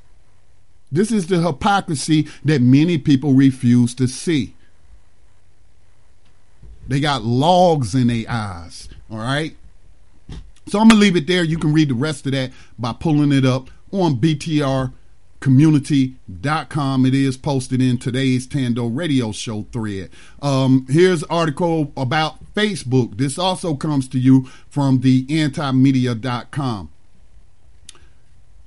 Facebook sent a cardiologist to several major U.S. hospitals to pitch a scheme that would combine a patient's medical file with user data collected by the beleaguered social media giant in order to figure out which patients might need special care or treatment, reports CNBC. The title of this article, Facebook sent a doctor on a secret mission to get your data from hospitals. The program, which never progressed past the planning phase, according to Facebook, was put on pause after the Cambridge Analytica data harvesting scandal raised concerns over the company's policy governing data collection and use. Facebook's pitch, according to two people who heard it and one who is familiar with the project, was to combine what a health system knows about its patients, such as person has heart disease, is age 50, takes 2 medications, and made 3 trips to the hospital this year, with what Facebook knows, such as user is age 50, married with 3 kids, English isn't a primary language, actively engages with the community by sending a lot of messages. Recently, as last month, however, Facebook was discussing the program with several health organizations, including Stanford Medical School and the American College of Cardiology. All right, you can read the rest of that. Again, you can find an article posted in BTR Community. It also reminds me of another article where it was talking about how, Facebook, for those that got the Facebook Messenger app or the Facebook app, which I deleted off of my phone, but it'll recommend friends to you, right? All right, you can recommend friends to other people, but Facebook will recommend people to you that you might know. And what it had done was went into people's address books, all right, saw that these people had the same telephone number for the same psychiatrist. They were seeing the same psychiatrist, and then recommended that these people friend each other. That's how intrusive Facebook is, people. That's how intrusive it is. So you can heed the warnings or not. Play at your own risk, as the old hip-hop song goes. All right, so can I say something? Yes, please, go ahead. Yeah, Facebook, what you said that was so scary right there. is that they've invested $3 billion into becoming a medical corporation. As has Alphabet, which is Google, as has Apple, Microsoft. They're all big time invested into curing diseases. And with Facebook already knowing what diseases people have posted, I mean, with the way they could target advertisements and things, I mean, they're sitting on a gold mine. So that's really scary that they have all that information. Really scary. And then it also brings up HIPAA questions. HIPAA is the law to where your medical information isn't supposed to be revealed, but yet you had the medical community, some of them, in a project working with Facebook on this. That's HIPAA violations. You're getting into people's medical history and what have you. That's why I keep telling people, come to btrcommunity.com. I'm on Facebook, so you don't have to. All right. I knew the risk when I was getting involved. I'm a public person to begin with. I run a media nonprofit. I am the person most associated with the platform Black Talk Radio. I've been on these people's radar for quite some time, and I'm not afraid of them. I'm not afraid to die for my principles.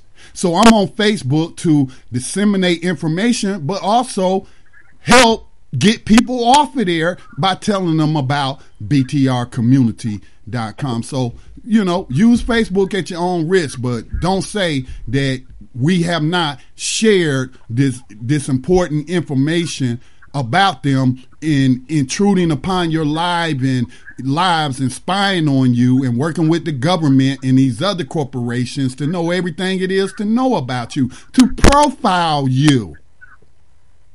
Scotty. Yes. Thanks for letting me chime in again. Yeah, I got to speak on that because you're absolutely right. I've worked at multiple medical companies, and HIPAA laws are extremely stringent. So that is a violation. You're not supposed to be connecting those bits of information. And it made me think about something. There's a show that comes on Showtime that's called Homeland, and it takes like real stories out of CIA records as well as Mossad, because it's actually made by Israelis, and it's dealing with all of these different things that have either happened or they're made up stories based on things that could happen. And when you're able to take someone's social media and connect it to their medical records, that is dangerous. And in the Homeland episode that I remember, I think it was like the second season, the vice president had his pacemaker hacked into, and he dropped dead right in his office. And the person who actually killed him was able to stand over him as he was dying of heart failure and tell him, like, I'm the one who did it to you. And it made me think, if you are connecting people's social media activity on Facebook with their medical records and you find out that person has a pacemaker, you can hack into it. Matter of fact, there's a brother who called into Beverly D's show. His name is Derek, and his mom had like a pacemaker that they wanted to connect to a monitoring device, and he said nope, like he did not allow his mother to do that because of those same reasons. So the ability to find out someone's medical history and murder them, because we already seen that they hacking Mercedes-Benz cars and killing folks. I forget the guy's name. We've talked about him numerous times, but I believe he was coming out. He was going to be putting out information about the Clinton organization, and literally his car was hacked, and like he was running to a wall. I think like 100 miles. Yeah, that's Rich. That's Rich. Thank you so much. And so the ability to take those medical records, find out what's actually wrong with someone. I'm sorry, Seth Rich is the one who was shot in Washington D.C. He wasn't the one in the car. He's the one they believe leaked the data from the DNC servers on Hillary Clinton in the DNC, and he was found shot to death in alleged robbery. But he still had all his jewelry, had his wallet, and all of that. Yeah, and it's just crazy because with people's medical records, there's a lot that can be done. And now they're even creating pills that tell the doctor whether you took it. There's going to be nanotechnology that you can inhale. They might spray your house with nanoparticles that they have computer control over that are microscopic that you have no idea are in your house. And don't forget, Ross, they've been chipping children and animals in case they get lost, just, psychologically preparing you to accept the mark of the beast. You're absolutely correct. So, and even with like the nanotechnology, you can kill people using that too. So, there's so many myriad of ways. And to me, if they connect someone's quote unquote activist or quote unquote revolutionary, or they might even term it insurgent online activity, they can set you up medically to die. So it's so much deeper than just exposing people's records. Like, there's so many connections they can make to either ruin someone's life completely or kill them without them even being consciously aware that these things are being set up based on these connections between their social media activity and their medical records. So, can I chime in? Absolutely. I'll mute myself. No doubt, man. It's a good conversation. I just want to know if you guys were aware of Tyrone Williams being killed Tuesday night. No, are you talking about Doctor? You talking about Dr. Tyrone Williams? No. This is an activist out of North Minneapolis, and he was involved with the Jamal Clark and Philando Castile efforts for justice with them, and he was just murdered on his mother's porch just 3 days ago. And this has been happening a lot. They don't know who did it. The person got away. There's no evidence, etc., etc. A lot of activists have been being murdered as of late, and often the killer gets away scot-free. Mm-hmm. With your mentee being one of those recently murdered. Yes, Muhyiddin Debaha, shot in New Orleans. Mm-hmm. All right. I just going to share just the last few headlines. I'm going to take a station identification break. I'm going to actually take a music break, and I want to share this track that was sent to me from a New Orleans rapper who heard me on Black Talk Radio News a couple of years ago, when I was talking, again, they were talking about this gun control, and I'm like, why y'all black folks is so against guns? You out there buying Jordans and your enemy buying guns. And he used that as a line in this track I'm going to play for you, but it also ties into our conversation that I want to have on the burning black house of morality that Dr. King was speaking on, and also the burning house of injustice that he feared we were integrating in. And I will share his quote again, which in one part, he sounds very naive if he thought that America ever had a moral vision, which he seems to indicate he believed that there were, it was people who had morality on their mind, practicing justice. That's never been the case, but we'll forgive him for that naivete. But his quote is very, very, what would I say, prophetic about black folks ceasing to be the moral consciousness of this place they call America. All right, so the last few stories: humanity versus technology, the race between intelligence and consciousness. That is published on, Wake Up World. So check that out, wakeup-world.com. Again, you can access the article via btrcommunity.com. Also, a Preppers article posted by Ross, 11 items you should not have in your bug out bag. Ask a prepper. As you know, we do have a Preppers Corner group where we share articles and tips on preparing for emergencies and what have you. Of the freedom of assembly. Somewhere I read. All right, let me see. Yeah, so I'm going to go ahead and take this music break. This is a New Orleans rapper by the name of Father Jah.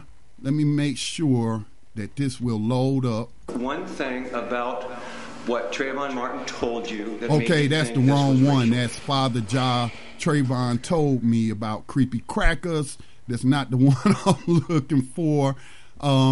But I will find it. I will find it for you. So stay tuned. We're going to take a short music break, and then we'll come back. We'll get into our conversation about what Dr. King meant about integrating into a burning house. You're listening to Thando Radio Show on the Black Talk Radio Network, airing live Monday through Friday, 6 o'clock p.m. Eastern Time, right here on the Black Talk Radio Network. This is Father Ja, Martin Luther King, Guns, and Jordans. And our conscience compel us to act on behalf of those who long for freedom. And we must be a source of hope to the poor, the sick, marginalized, the victims of prejudice. Not out of mere charity, but because peace in our time requires the constant advance of those principles that our common creed describes. Now tell me where you gonna hide, where you gonna run, when your enemy buying guns and you buying Jordans.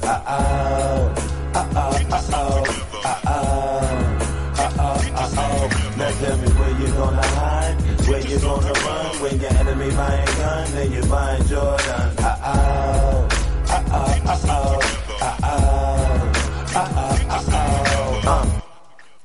Happy Martin Luther King Fest. Purchase some new kicks, can't tell me that I ain't fresh. But meanwhile, in the rest of the world, bombs blowing, chicks hoeing, I'm a splurge and earn and Happy Martin Luther King Fest. Blowing so loud the drink that's kicking in should do the rest. But meanwhile, in the rest of the world, some get evicted for what they trick with playing with that girl. Martin and Malcolm both died of a broken heart. If this the dream, then why our families be ripped apart? My ninja, you can skip me with the insensible. It ain't about no leader, it's about principle. Distribute lies to the easily convincible. Long enough so when you tell the truth, they say the lie is you. Distortion of your logic, you can't even imagine just what that alone can do to you. That's why in school they never teaching no Khalid Muhammad. How Robert Williams, cause they couldn't kill him, let's be honest. No disrespect indeed to those OGs, they gave their life. I wrote this rhyme on the same plot your one was sacrificed. When only acting what is acting right in God's sight. If we just criminal thugs, why they be acting like? Arrest the president like tragedy rap. But most whites ain't hear that until that's where Obama sat. Now tell me where you gonna hide, where you gonna run, where your enemy buying guns and you buying Jordans. Man, American school system so messed up. They had me thinking about you can't bring the slaves out of your day. Where you gonna run, where your enemy buying guns and you buying Jordans.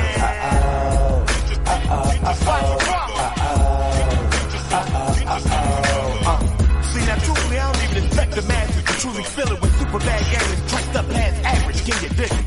See, you gotta be on bogus if you ain't never noticed that they only pump icons that did into your head. And the way I see it nowadays, a proud fisherman's only flaw is that he'll never say the stories of the big ones that got away. So maybe the highlight moral of the Dr. King wasn't the fact that he had a dream, but the technology that regardless of how peaceful and loving you attempt to conduct your affairs, a right motherfucker still gon' scheme.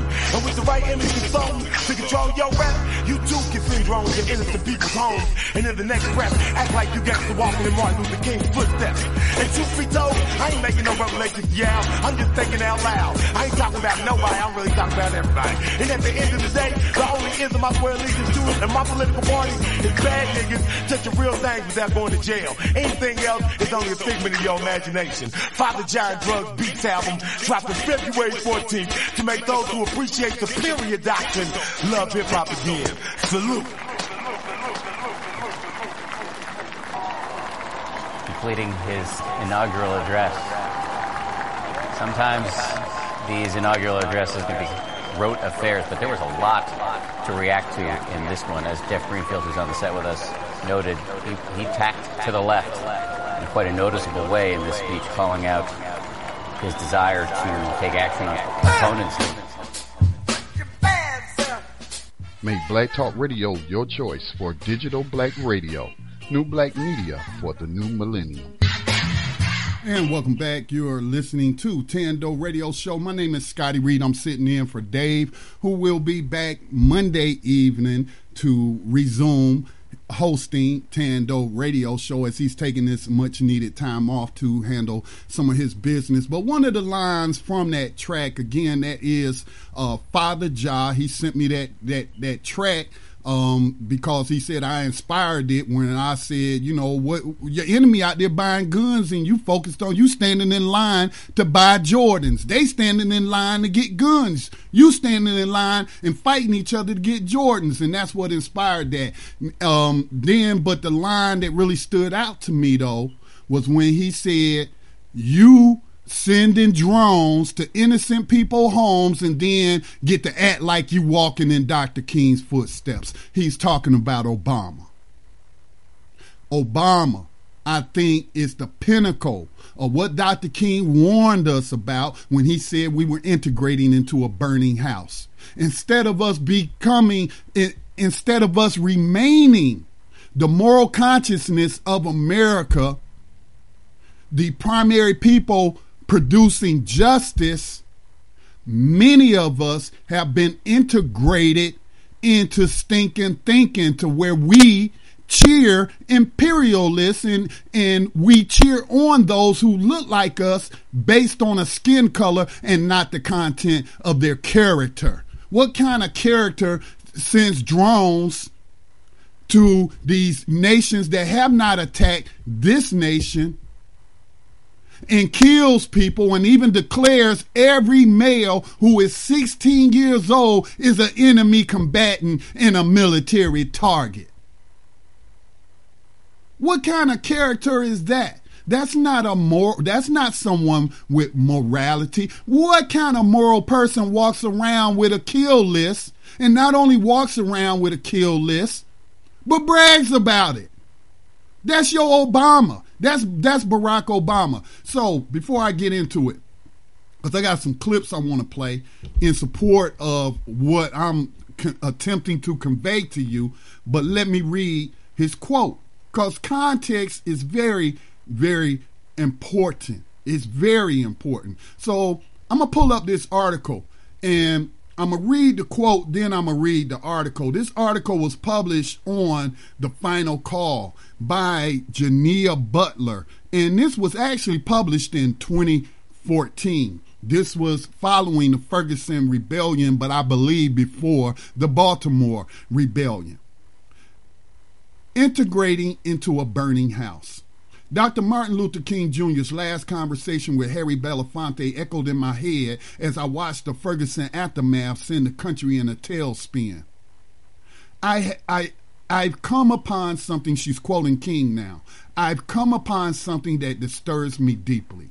We have fought hard and long for integration, as I believe we should have, and I know we will win. But I have come to believe that we are integrating into a burning house. I am afraid that America has lost the moral vision she may have had, and that's the line I'm talking about. Dr. King perhaps was being an optimist, or perhaps he was not really thinking about what he was saying. I don't believe that a nation founded on slavery and genocide could ever have a moral vision. But that's neither here or there. And I'm afraid, he goes on to say, that even as we integrate, we are walking into a place that does not understand that this nation needs to be deeply concerned with the plight of the poor and disenfranchised. Until we commit ourselves to ensuring that the underclass is given justice and opportunity, we will continue to perpetuate the anger and violence that tears the soul of this nation. I fear I am integrating my people into a burning house. She goes on to write, Miss Butler that is, burning house. What was the burning house Dr. King was referring to? Does the burning house resemble Ferguson, Missouri? Does it resemble Officer Darren Wilson's testimony rationalizing why he killed Michael Brown? America is the burning house, and it's still on fire. A negative narrative is being scripted around black men aimed at destroying any positive perspectives of who we are as a people and how we conduct our lives. Images of professional football players punching and dragging their women, abusing their children. Not to mention America's favorite dad is publicly being crucified for allegedly drugging and sexually abusing a host of women, while we see young Michael Brown viciously push a store owner moments before he is gunned down. According to the latest count, People in 170 cities protested the grand jury decision not to indict Officer Darren Wilson for the murder of Michael Brown 3 days before Thanksgiving. Thousands across the country took to the streets and expressed how they felt in the wake of the decision. The city of Ferguson experienced 2 nights of civil unrest after a nighttime grand jury announcement on November the 25th. I believe that the announcement was unnecessarily delayed to provoke the citizens of Ferguson, proving the match to set off the fuse of violence and looting. We know the freaks come out at night. Christmas is right around the corner. Why would you bait the disenfranchised who see no reason to care about the life and well-being of others when no one seems to care about them? Do you think there was no strategy in place when the state of Missouri deployed the National Guard? And I will also add that Barack Obama declared a no-fly zone over Ferguson. But yet, we got his most ardent defenders want to pretend like he walking in the footsteps of Dr. King, to quote Father Jah. All right? They used their manpower to protect the federal buildings and areas they deemed no looting zones. Meanwhile, they sat back and watched many protesters throw a pricey tantrum in the affected community live on TV. This was a chance to intensify the circumstances of Darren Wilson's experience with Michael Brown. Look at what they are capable of. If they are doing that to their own community, what do you think they would do to you?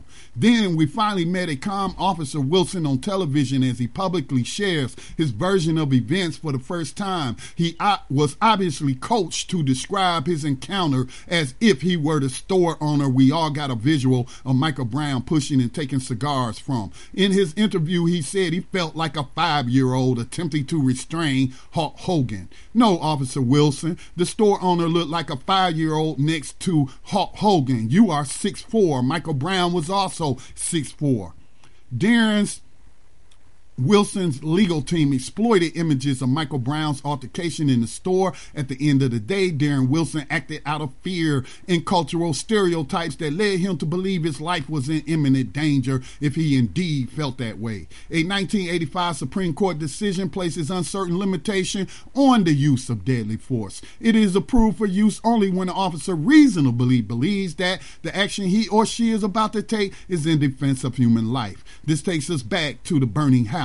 Regardless of what is fair, the police are quick to pull the trigger and get away with it. Let's come up with a pro-life strategy that protects our children and pushes our community to change those images and behaviors so we don't always get left out and let down. Now, I have to say, and again, y'all could jump in at any time. We can take our time. But seems to me that she's victim blaming a lot in this article. She starts out correctly by identifying the burning house being the violent rebellions, and I don't say that as a negative. I don't say that. I'm like Malcolm X, by any means necessary. All right? You can't keep stepping on somebody's neck countless times and keep abusing them and not expect the victim to strike back. Okay? So, you know, this does seem like she's doing some victim blaming, and she's buying into, while pointing out the narrative, she's also agreeing with the narrative. We need to change our behavior. We need to change those images. That's victim blaming, in my opinion, and she got away from the premise of what Dr. King was talking about. What did Dr. King never condemned any protesters? Let me pull up his quote on protesting. Let me see. Dr. King on violent protests. He never condemned those people. All right, let me see if I can find that where he talks about, it's not coming up, not finding it right away, but let me just paraphrase what he said. He said, okay, I know how to find it. Dr. King, language of the oppressed. You know, Google could be hiding this, could be suppressing what I'm looking for. I don't put nothing past them, okay? Let me pull that up for you. A riot is the language of the unheard. Okay? So let me pull up one of these articles, see if I can get the full quote. This one is talking about Baltimore. Again, we even had celebrity figureheads coming out condemning the people in Baltimore. After Trayvon Martin, we had celebrity figurehead Obama said we're a nation of law and order. Remember I was reading what Dr. King said about the failure of the white moderate, who's more concerned about order than he is about justice? That's because Barack Obama has integrated himself or assimilated himself into the system. He didn't go up in there to be the change you've been waiting for. He was put in there to pacify you, and for 4 years he did that very thing. Not all of us, but a vast majority of the so-called respectable Negro who failed to call out Obama on anything and then got the nerve to try to call out Trump. You were warned. If you don't call out Obama when you go to call out Trump on these very same things, these right-wingers going to throw it up in your face. You wasn't concerned about Barack Obama arming the police with these military-grade weapons. You wasn't concerned about Barack Obama sending drones to the homes of innocent people, killing kids, women, and old people. You weren't concerned about it. Hypocrisy, the height of hypocrisy. Where is the full quote? Where is the full quote? Where's the full quote? All right, is this the full quote? I think America must see that riots do not develop out of thin air. Certain conditions continue to exist in our society which must be condemned as vigorously as we condemn riots. But in the final analysis, a riot is the language of the unheard. And what is it that America has failed to hear? It has failed to hear that the plight of the Negro poor has worsened over the last few years. It has failed to hear that the promises of freedom and justice have not been met. And it has failed to hear that large segments of white society are more concerned about tranquility and the status quo than about justice, equality, and humanity. And so in a real sense, our nation's summers of riots are caused by our nation's winters of delay. And as long as America postpones justice, we stand in a position of having these reoccurrences of violence and riots over and over again. Social justice and progress are the absolute guarantees of riot prevention. That was Dr. King. That was Dr. King. That's that radical Dr. King that they don't want you to hear about. This is what he was talking about. One of the things, the burning house is America on fire. I'm reminded of what H. Rap Brown said, and they even passed the law to criminalize his language on the radio, in terrestrial radio. He said, burn, baby, burn.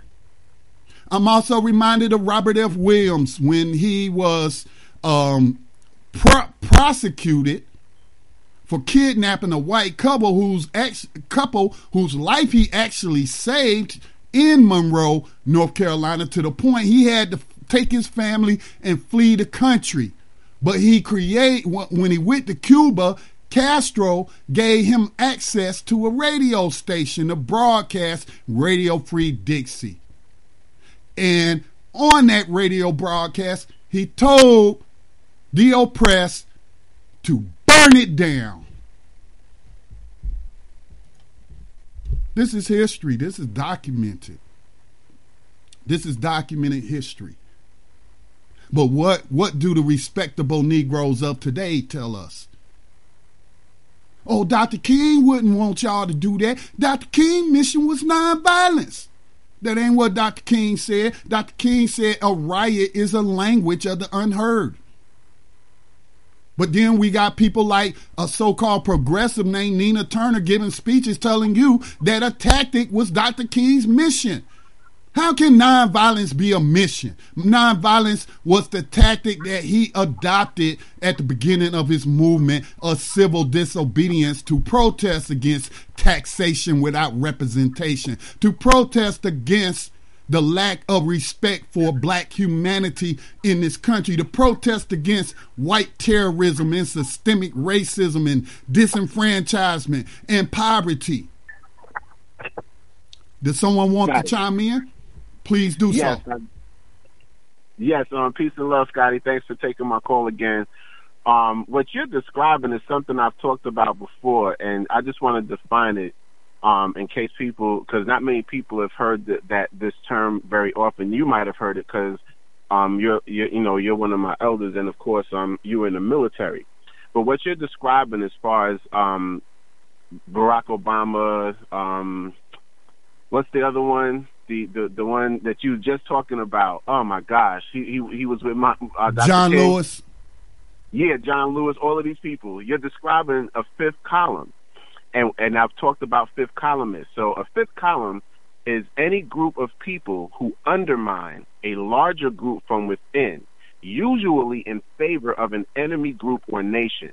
The activities of a fifth column can be overt or clandestine. So all a fifth column is a group of people who are able to thwart a small group of people that are able to thwart the machinations of a larger group of people towards a goal that they're working towards. So Barack Obama was the ultimate fifth columnist. John Lewis, fifth columnist. I just feel personally a lot of the stuff that I've seen as far as just the arguments between different black people, especially the YouTubers, Ross, yeah, you might as well just say the Congressional Black Caucus in its entirety, since Cynthia McKinney isn't part of it anymore. Absolutely. When you look and for the young folks, like there's a lot of misinformation on YouTube. You got the flat Earth, and I don't have a problem. I don't even want to discuss the veracity of that or not. I'm just discussing the fact that it's taking large segments of our people away from focusing on the problem. And if you just heard my definition of a fifth columnist, when you see all these groups and individuals that are taking our focus off the real problem, they could be doing it because they sincerely think it's something honest that they're trying to do, or they could be a fifth columnist. And you always want to be aware of anything that is distracting you from the larger goal of solving the problem of this system of white supremacy. And that's what I'm seeing more and more of in the most refined ways possible. When you go on YouTube, you'll see some of these people who are putting out this information with hundreds of thousands of followers. It's almost like a cult following. And when you read the comments, it's almost like a religion. Anybody who's not saying the stuff that person in the video is saying, or they disagree with something that they put in the video, they have these groups that just mob you in the comment section. And it's just, I'm just seeing the most refined forms of masses of our people being distracted more than anything else. And as much as we tout Google and all of these places to search for information, yes, you can find information. But the thing with Google is you can find information that will say anything you want it to say. And when you talk about vetting information and stuff, that is the most important part. Because if you're not, then ultimately, if you have a thought or idea, no matter how erroneous it is, you can plug that in Google and it'll give you whatever it is you're looking for. And too many of us actually tend to do that. And like you said, I think it was yesterday, sometimes even when you do your due diligence and you might go through multiple sources as far as finding information and you think it's authentic, you still find out it's fake news. I remember I put up the article about 50 Cent having like $8 million in Bitcoin. And I have checked from like multiple sources that were totally different, and they didn't say the exact same thing. That's one thing you look for, is if the verbiage is exactly the same. Then usually, like if you see CNN and MSNBC, let's say for example, they'll have the exact same article and they'll just refer to the original. Say, the original source is Associated Press. So when you see that the words are identical, that's a sign that it was something probably the CIA gave to these people, and everybody's putting out the same thing. That's what that elder sister, I think it's Kyla Nyusha, I can't pronounce the name. I interviewed her years ago. I hope she's still alive, because she is definitely in her 70s now. But she worked at a black radio station where she said in my interview that they would get the press releases directly from the FBI and read them word for word. Absolutely. I remember when Assata Shakur was on the run. They had all kind of erroneous press releases and wanted signs they were posting all over the country. And when you read her autobiography, she says it. I looked at some of these pictures, and these people were not me. They just wanted her name out there. And you know, Malcolm said it. They can make people, you know, look like as horribly as they want or make them look as good as they want, no matter who they are, as long as they're using the propaganda and they're able to successfully do it, because the system has complete control over all of this stuff. So it's really, really serious as far, and like I said, with me, I went to like 3 different sources. I remember posting multiple articles about this, including cryptocurrency articles from like reputable cryptocurrency sites, and they were all saying this thing about 50 Cent, and I think it was Brother Osei who had posted that was incorrect. And I thought about that. I was like, yes, exactly. You can still do your due diligence and still have fake news be fake news. So when you talk about vetting stuff, it's absolutely correct. That's why I always talk about reading books, like actual text, over the internet, because the text don't change in paper form. If it's a digital text, you can always change it. If it's an audio book, you can always change it. If it's a hard text, they have to reprint a new edition. Then they'll say second, third, fourth, whatever edition it is, and you'll be able, if you read the first edition, you can see what they added between the first and, let's say, the third edition. And also you can vet the books you read just by going through the bibliography. Go look up the books that they have used to do their research and start looking through them, and you'll be able to probably gather even more information. These are some of the techniques that I use when I do my research. When I do research online, sometimes I'll find 5 different sources speaking on the same subject, and I try to get a lot of stuff that's in, like, from as far away from the regular media as I can do it. And every now and then you'll find a Fox News article or MSNBC, and even when I find those, I'll actually still look for other articles on the same subject from reputable companies before I actually tend to post those. But every now and then I'll do that. So yeah, I think what you're talking about is very powerful, and you're really speaking about fifth columnists. And we just have to be as conscious of that as possible, because the ways of facilitating fifth columnists are wide and varied with the advent of social media and the internet. Whereas when you know, Minister Malcolm and Dr. King were alive, they had, you know, paper flyers and the radio and printed media and the television. So now it's so much more intricate. There's a lot more to be aware of, and to that should force you to do a little bit more research whenever you're looking at or looking for information on any sort of subject in particular. So yeah, with that, I'll mute my line. But you're talking about fifth columnists, and that's actually a great codified name for Obama, the fifth columnist. Like, because I think he's really gotten into the psychology, especially the psychology of symbolic thought. Idolatry is what I call it. That's another great way of doing it too, saying it too. Because, you know, symbolic thought and idolatry is basically the same thing, just said in different terms. And I agree, because so many of us were fooled. And I remember people looked at me like I had 10 heads when I said he's not going to do anything for us. And then that was from day one. I didn't vote for him either. You know what I'm saying? But I was like, he's not going to do nothing for us. And they thought I was crazy. And now that he's out of office, some of our folks have come to that understanding that, hey, he hasn't done anything for us. When you look, you know, when you really take a look back, he's done more to help white folks, and he's done more to help homosexuals than he's done for anything for black people. And Wall Street. That, I'll mute my line. And Wall Street. Yep, Wall Street too. You're absolutely right. Let the criminals run roughshod and get away with it, pretty much. And also, I wanted to say peace to Max, and just give him my condolences in regards to the loss of his mom. Just send my love, and I've been sending them vibes his way ever since I found out. So I just wanted to just say that too before I mute myself. Thank you. You're welcome. The quote that Ross was talking about from Malcolm X is, And this is I founded Black Talk Media Project on this quote. All right. The media is the most powerful entity on the earth. They have the power to make the innocent guilty and to make the guilty innocent. And that's power, because they control the minds of the masses. Then there was another video of him talking about the power of the media. And it actually, the first thing that comes up is a YouTube video that I posted to Black Talk Radio's channel. Let me play that for you, just to speak to, again, the power of the media.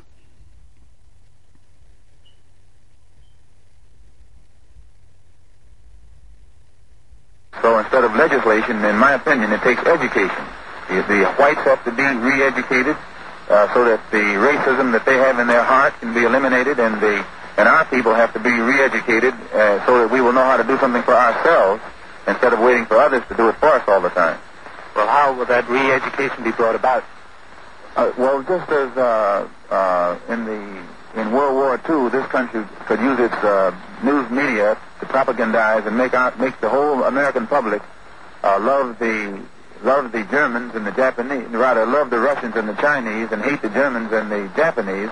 And then after the war, they changed it and made the American public love the Germans and love the Japanese, hate the Russians and hate the Chinese, which shows that they can make the American public love whom they will and hate whom they will. And that same process can be used to re-educate the American public and show white people how to love black people and show black people how to do something to stand on our own feet and solve our own problems. So that's Malcolm X talking about the power of programming.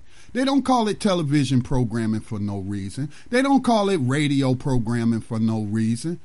It's a program, just like a computer. We were talking about robots and programming a robot with artificial intelligence to do this, that, or the other. That is what Malcolm X was talking about. And that really opened up my eyes. I came across it in 2008, and I was like, this is what I want to do. If the media is the most powerful entity on the planet, then we need to harness our own power using our own media. Because that... Hey, Scotty. Yes. I'm sorry for interjecting, but you made me think of something. Earlier this afternoon, Jenna and I were having a conversation, and he brought up something that I thought was quite profound based on this actual discussion about media. He said to me, do you think that Dr. King and or Malcolm X, if they were alive in today's world with all of this social media and the way that they use social media to vilify people, would they be the legendary leaders that they were known to be because of the time they were born, had they been born now? And I said, actually, probably not. They would have ruined their reputation so bad. They would have ruined, I mean, the whole Detroit Red thing would have been splashed everywhere, and no one would have listened to a darn thing he had to say.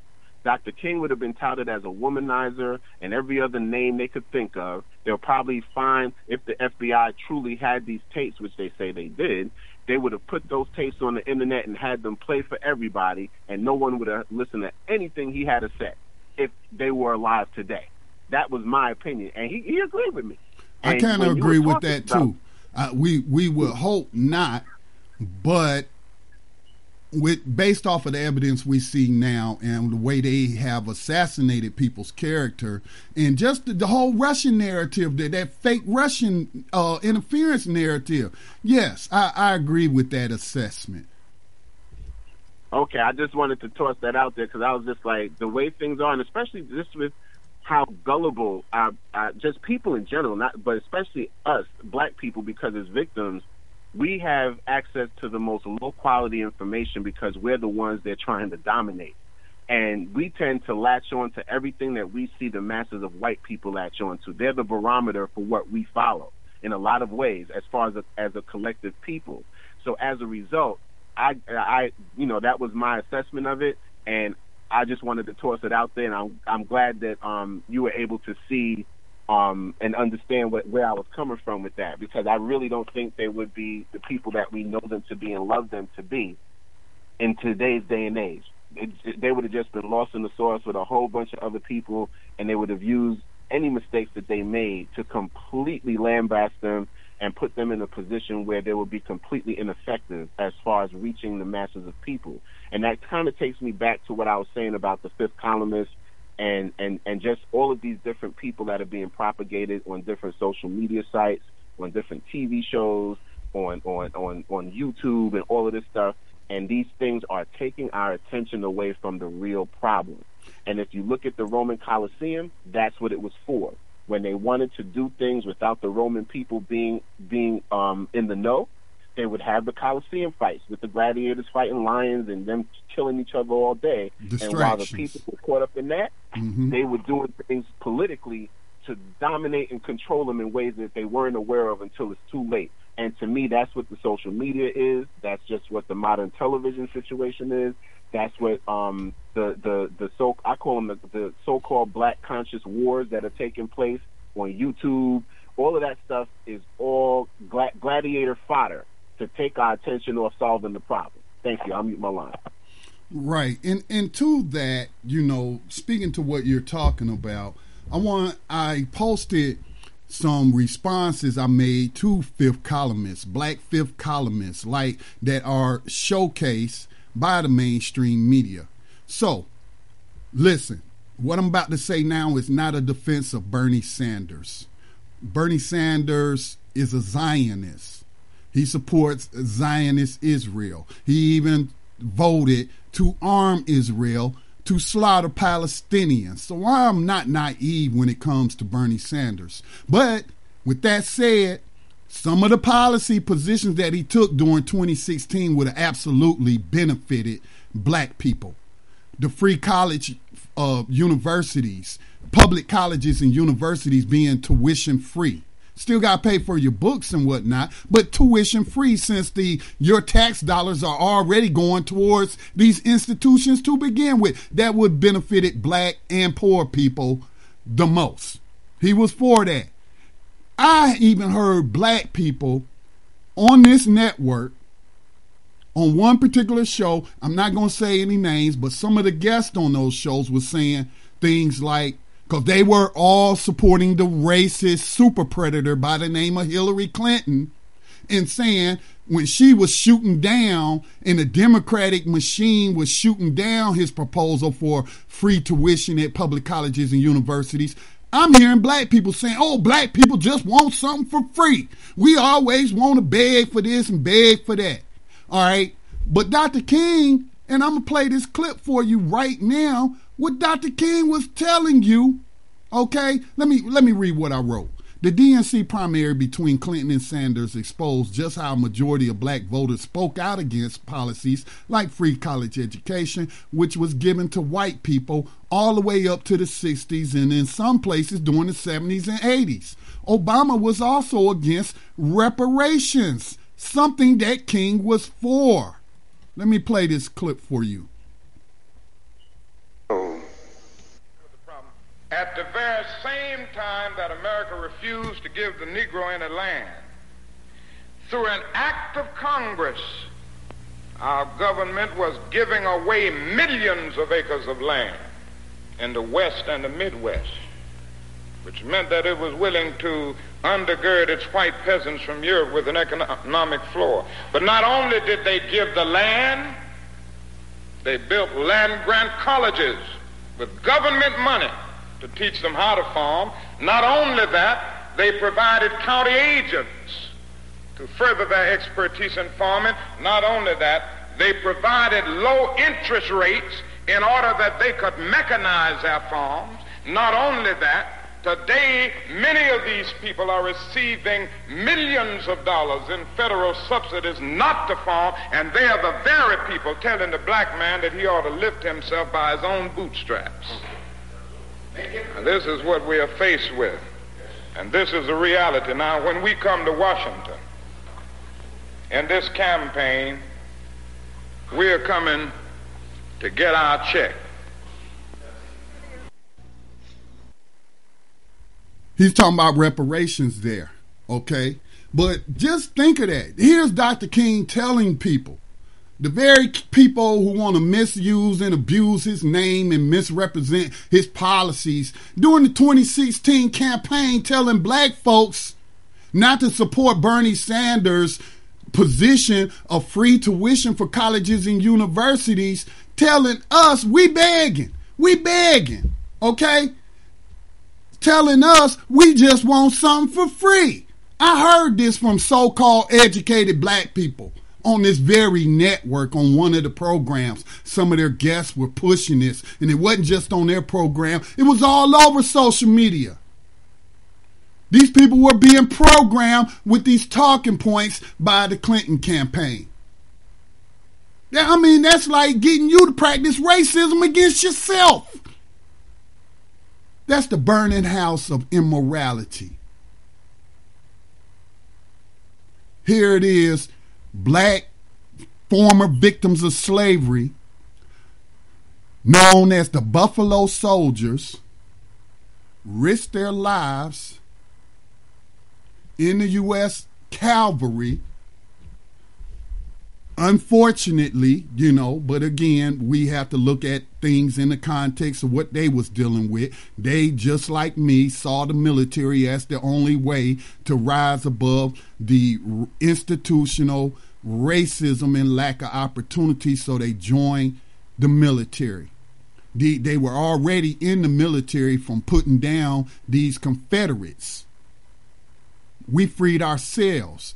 We'd be living in the CSA if it was not for those black soldiers. But then they were used to attack non-white people, native people, aborigine people, and clear the Midwest in the West for these white peasants that Dr. King is talking about.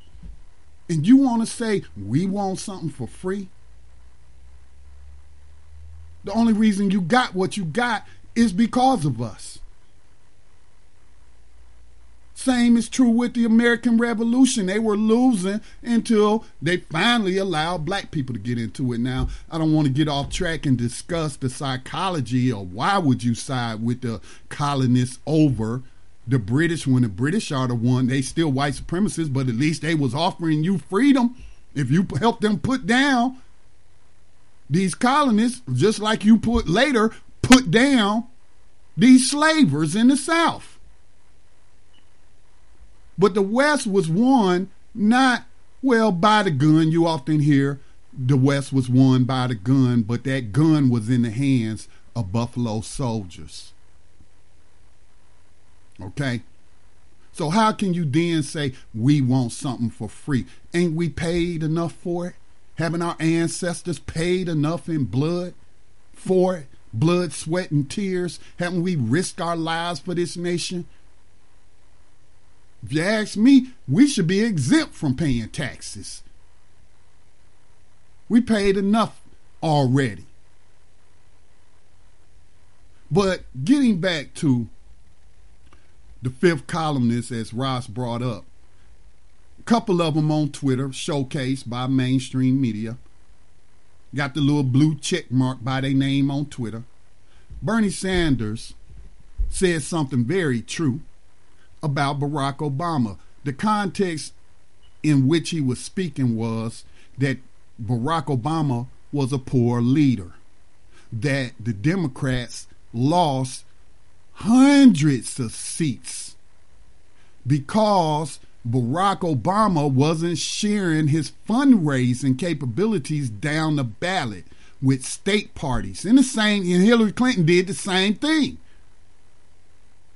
All that money she was raising was going into her campaign, and she wasn't helping the state Democrats running for federal office or state office, not sharing that revenue with them so that they could pay for political ads and stuff like that. So he was saying that the only thing Barack Obama had going for him was he was a charismatic leader. Now, I just talked about that the other day in terms of these prosperity preachers who get their congregants involved in scams, and people fall for it because they put blind faith into a person who is charismatic. And then you get taken advantage of. So he was actually correct. But you had a whole bunch of black people saying, oh, how dare. Look at all these black people in Mississippi who applauded him when he said that about Barack Obama on the 50th anniversary, not anniversary, but the 50th commemoration of the assassination of Dr. King. Again, trying to equate a violent president, a violent CEO of USA Inc. with Dr. King. See the mind games they playing there.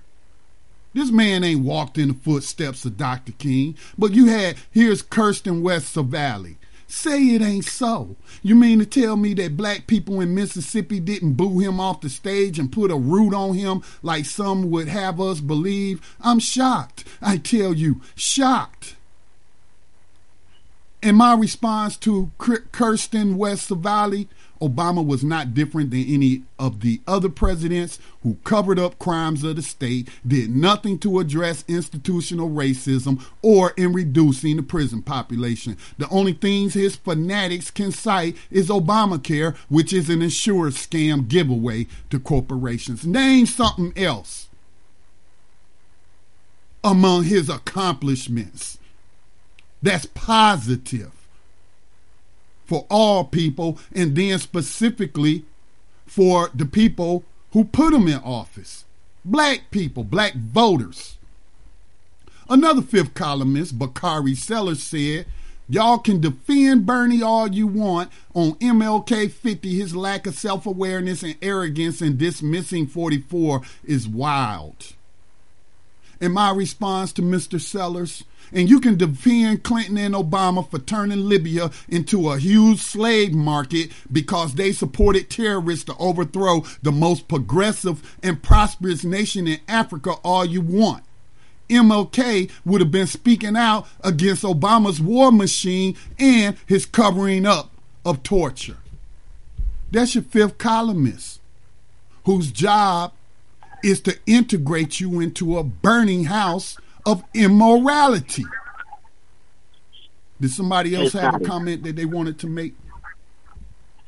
I just wanted to, if you would allow me to read something briefly, because I think it's sure. Go ahead, Ross.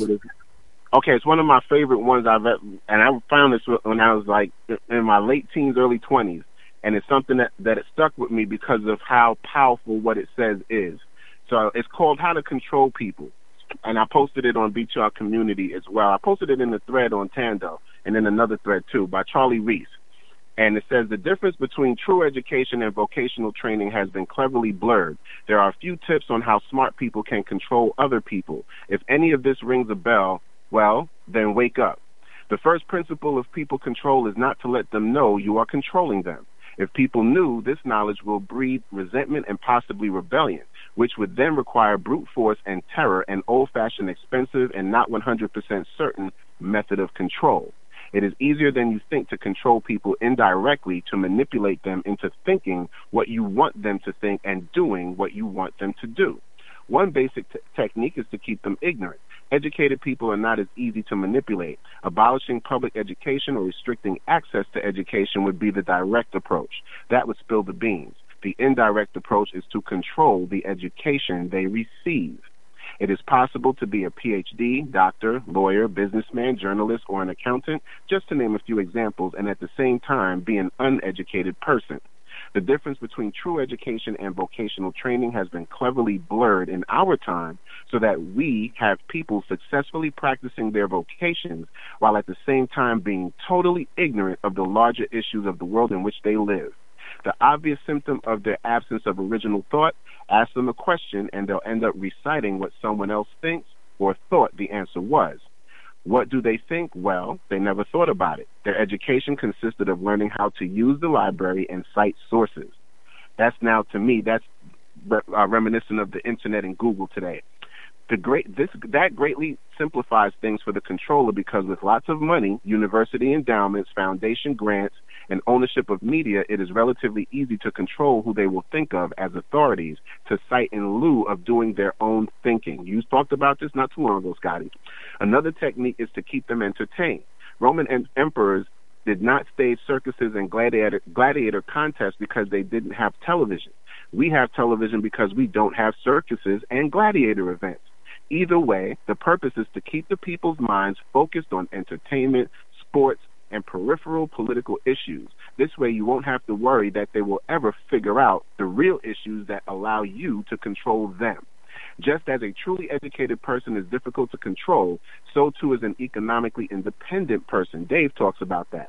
Therefore, you want to create conditions that will produce people who work for wages, since wage earners have little control over their economic destiny.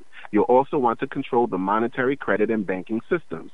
This will allow you to inflate the currency and make it next to impossible for wage earners to accumulate capital.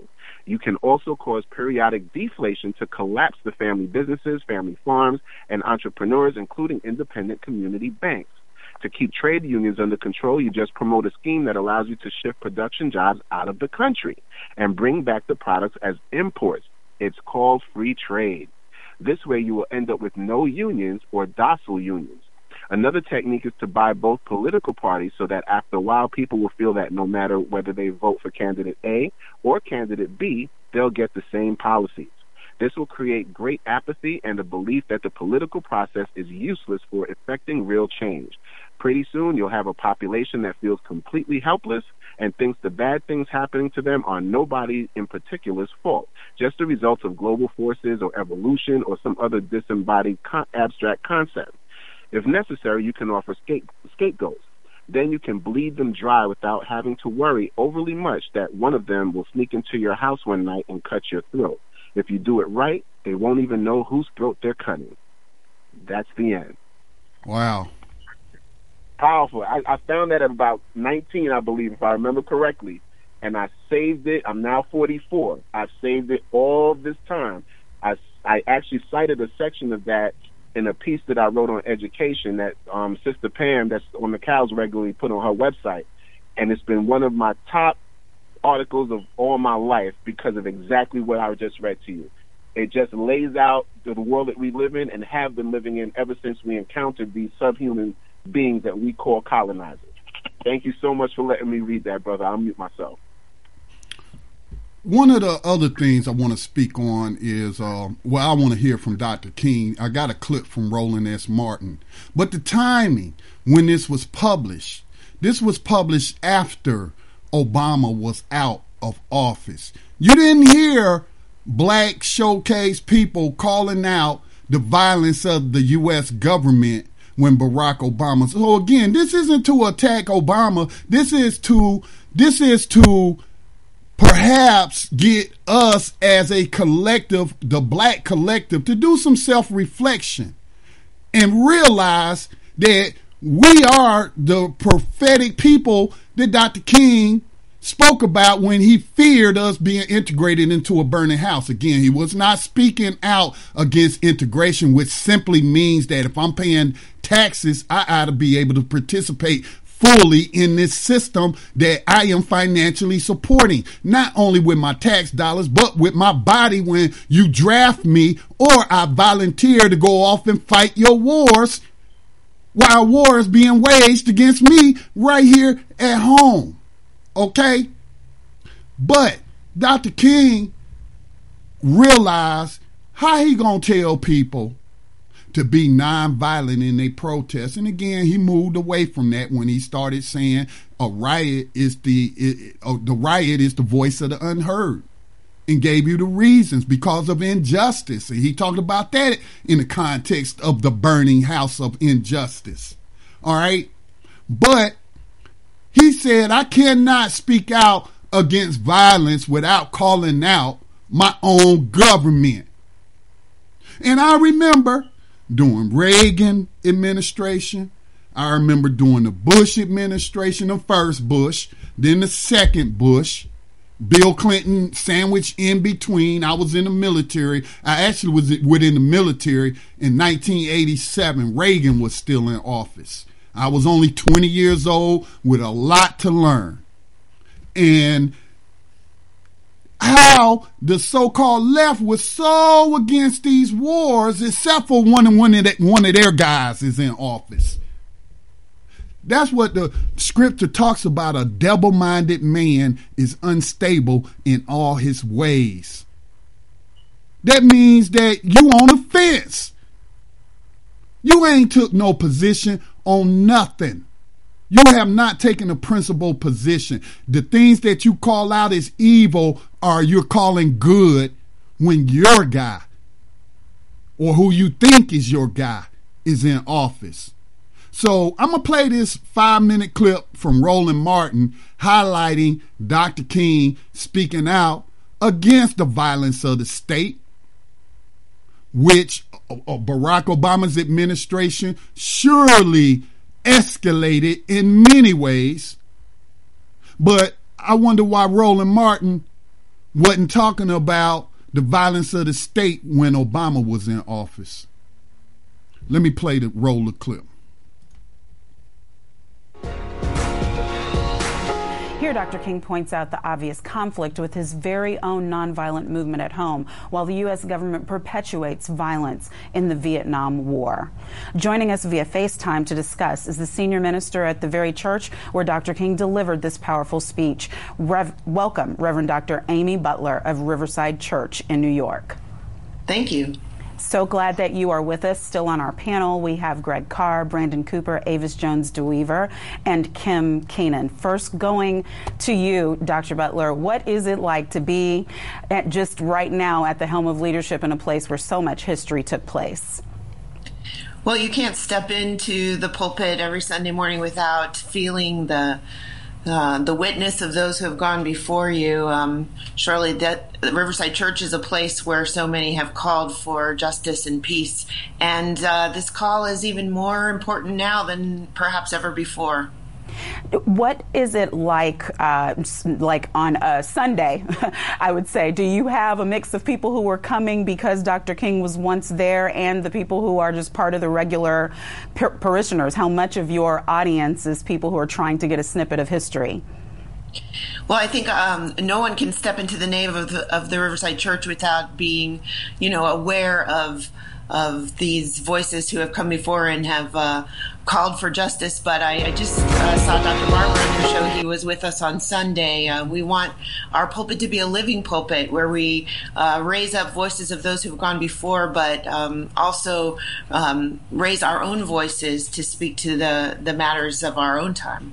And that's one of the things that Dr. King's speech, I know you know, talked about. It talked about the fact that our very own government has been a purveyor of violence and how hard it is to tell young people on the street to not do violent acts when they're watching what's happening in our government. What is that friction like, and what can we do about it?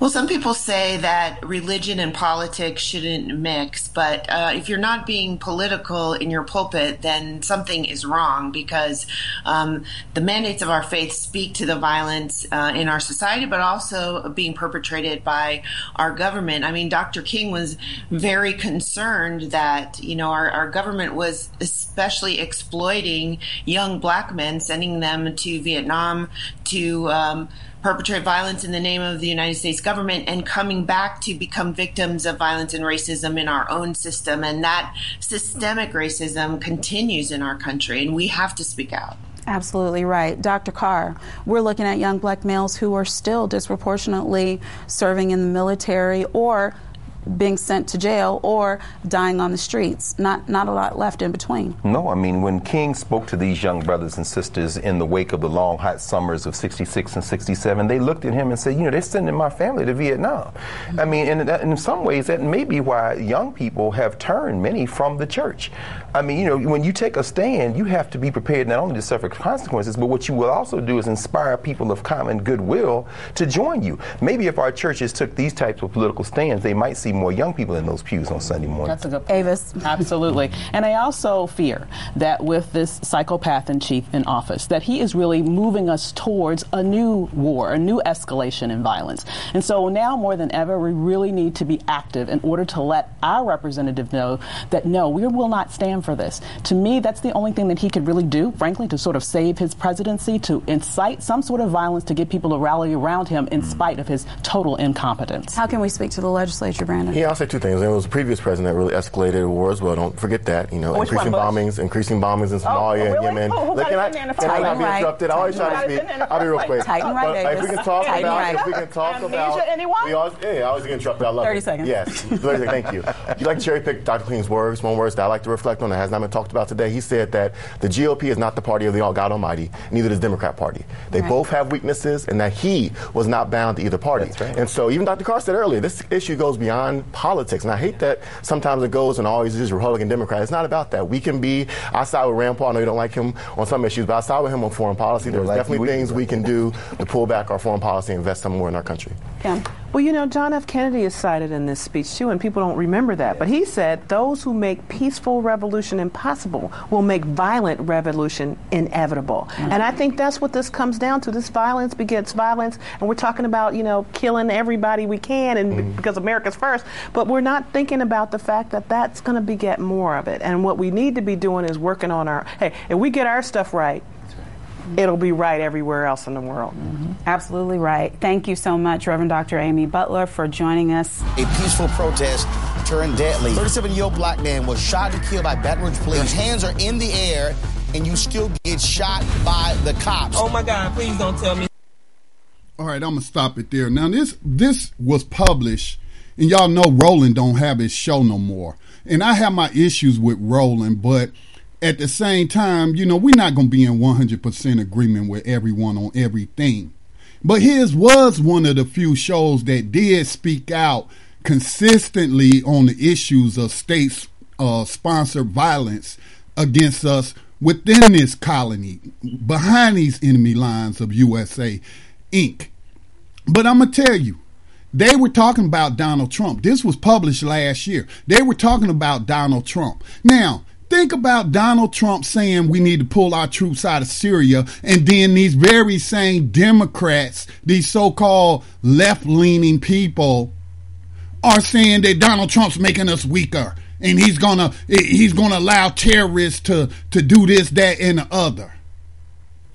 Where were these people calling out Obama during his presidency when he lied along with other members of his administration, saying that Gaddafi was killing his own people, when in fact the CIA and the State Department with Hillary Clinton at the helm were arming, coordinating with, and helping these terrorists to foment unrest in Libya, to help them overthrow Libya, because Gaddafi wanted a united African currency backed by the gold dinar, which would undermine the U.S. dollar and the French franc, with the U.S. and France being the main participants in that unjust murder of a nation, which now has open slave markets.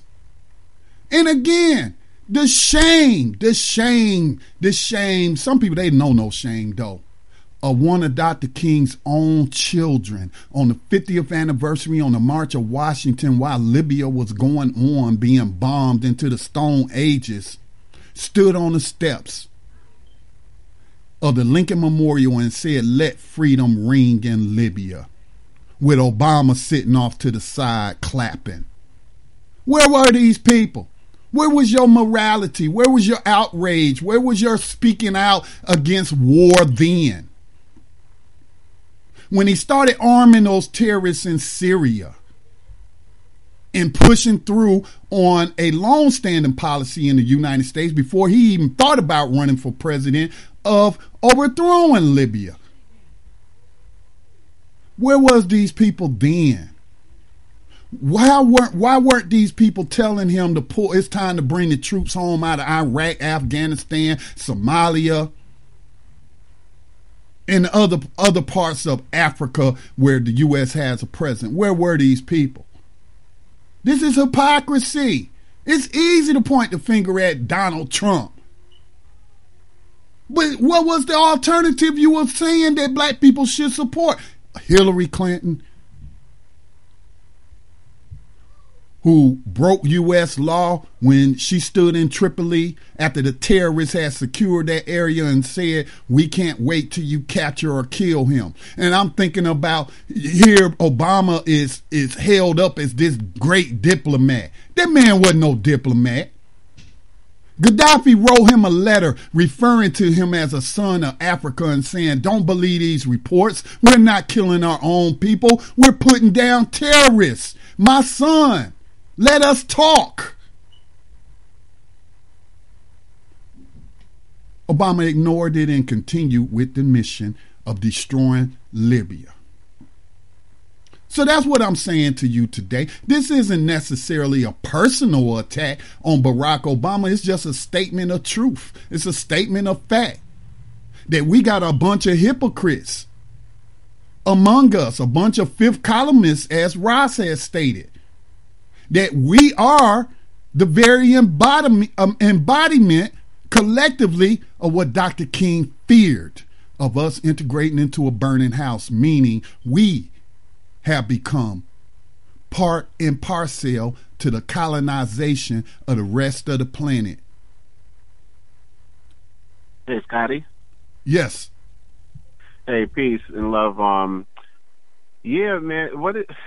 It really makes me think, because even when I've been having the discussions on our show as well as off the air about misinformation and how dangerous it is, we've become so anesthetized to Black death. We really have. That the vast majority of us, in my opinion, do not understand that we're dealing with life and death circumstances on a daily basis. It's touted to us as news and social media and all the other things that sound innocuous. But when you put all the stuff that we've been talking about tonight in proper perspective, this is deadly. This is the way you condition people psychologically and socially to be the advents of their own destruction, and the real perpetrators of the destruction of those people, because they've been oppressed for so long, they can't even see clear enough to understand that they're destroying themselves. And then, like you said, the fifth columnists know exactly what they're doing because they're being paid off by the enemy to be the fifth columnists that they are. And for us that are trying to fight the system, we have to understand that we're dealing with life and death, genocide, mass genocide of our people. And when you start thinking with that kind of emergency, when you look at white people, that's how they think all the time. I don't call Dr. Wilson's theory a theory. I think it's proven time and time again when it comes to the concept of white genetic annihilation and their constant fear and just thoughts and words, deeds, and actions that will let you know in no uncertain terms that they are always on the genetic annihilation understanding at all times, 24 hours a day, 7 days a week. We don't do that. We think that it's going to be okay, and, somehow they're going to get a moral conscience. I mean, even Dr. King said that they were morally bankrupt. We're dealing with morally bankrupt people, and the vast majority of our people trust morally bankrupt colonizers. Or we have become morally bankrupt ourselves. Thank you. You finished my last thought. I was going to say that's the whole thing. We've become so assimilated to the system that we look past the injustice of these people and become active participants. And I remember years ago when this is probably in the 80s and early 90s with the whole terrorism thing. And even terrorists at that time were basically saying they didn't have problems with Black Americans because we being abused like they are. Now it's they'll take you out wherever they see you, because like Scotty just said, we are in bed with the enemy, perpetrating the enemy's violence for him, as what I have said in the past, as automatons of white supremacy, robots. Black robots of white supremacy. And like I said, sadly, some of these folks don't understand what they're doing. They're young, they're impressionable, and we've been sold to think that education is the way out, and if you could get that job bill, it'll help you. So for those people, those young people, I feel for them. For the other ones who know exactly what they're doing and don't care, whole nother story, man. And I'm not being anti-Black. I'm just saying Either you're a part of the solution or you're a part of the problem, regardless of what you look like. It's not that you're being anti-black, it's that you're being pro-justice. That's the only way to be, because I mean, without justice, there's nothing else. There really is nothing. What's the purpose of being alive if you're in a world that is unjust? It just is. There's no purpose to your life if you're not trying to make things better and end that. Because really, life doesn't have to be this way. I've said this 1,000 times. We do not have to live the way that we live. We don't have to deal with the stuff that we deal with. It's because not enough of us understand the system that we're dealing with, and not enough of us are willing to attempt to do something about it. But things don't have to be this way. The first time in the history of cinema where black people got an inkling that things didn't have to be the way that it is was the Black Panther. Say what you want about it, but that's one thing that a lot of people got from that film. Wow, a film that shows us as autonomous beings doing what we need to do and successfully being able to thwart the system of white supremacy in this one hidden country. And we were able to do that? Really? In a film? That was never done. That reminds me of The Spook Who Sat by the Door. Sam Greenlee was put through pure hell after he made that film. My son interviewed him at 13 years old. Yeah, and they also restricted the showings of that film. Yes, they did. And one of my friends from Detroit actually told me where he was. They only showed it for 2 days and took it out the movie theater. Mm-hmm. Completely removed it from the movie theater. Because they know what Malcolm X knew, the power of media. Exactly. And if you think about what he did in the film, that was Geronimo Pratt. Mm-hmm. What did Geronimo do when he returned from Vietnam? He taught the Black Panthers what he learned in the military. And I remember there was a famous raid in Los Angeles where they had a shootout with the police, and the survivors, the Black Panthers that survived, actually said it was the tactics that Geronimo Jijaga Pratt taught them that saved their lives. Mm-hmm. Mm-hmm. So he's the living example of what the Spook Who Sat by the Door looked like. The Black Panther is a dreamt up version. A black person wrote the film, but it's still a dreamt up version of something that could actually be if we work towards it. Right. This isn't just lofty dreaming. How do things change? People first have, like you said earlier in the program, you have to have an idea, a vision, something. There has to be a need. The need generates a thought, an idea. The idea generates an invention. Everything that you see in this visible physical world, what is known as the phenomenal plane, the plane where things exist, before they come into existence, they come from the world of the unseen, which is known as the nominal plane. That's why in Kemetic culture, there's no such thing as no things. Because even in a state of no things, there is something. And that thing is the deity. We call it consciousness. So from that consciousness, everything else spins off and creates the reality we see. From the world of the unseen, burst into the world of the seen. There had to be a need for a chair for someone to invent a chair. There had to be a need for a toothbrush for someone to invent a toothbrush. There's a great documentary called The Extraordinary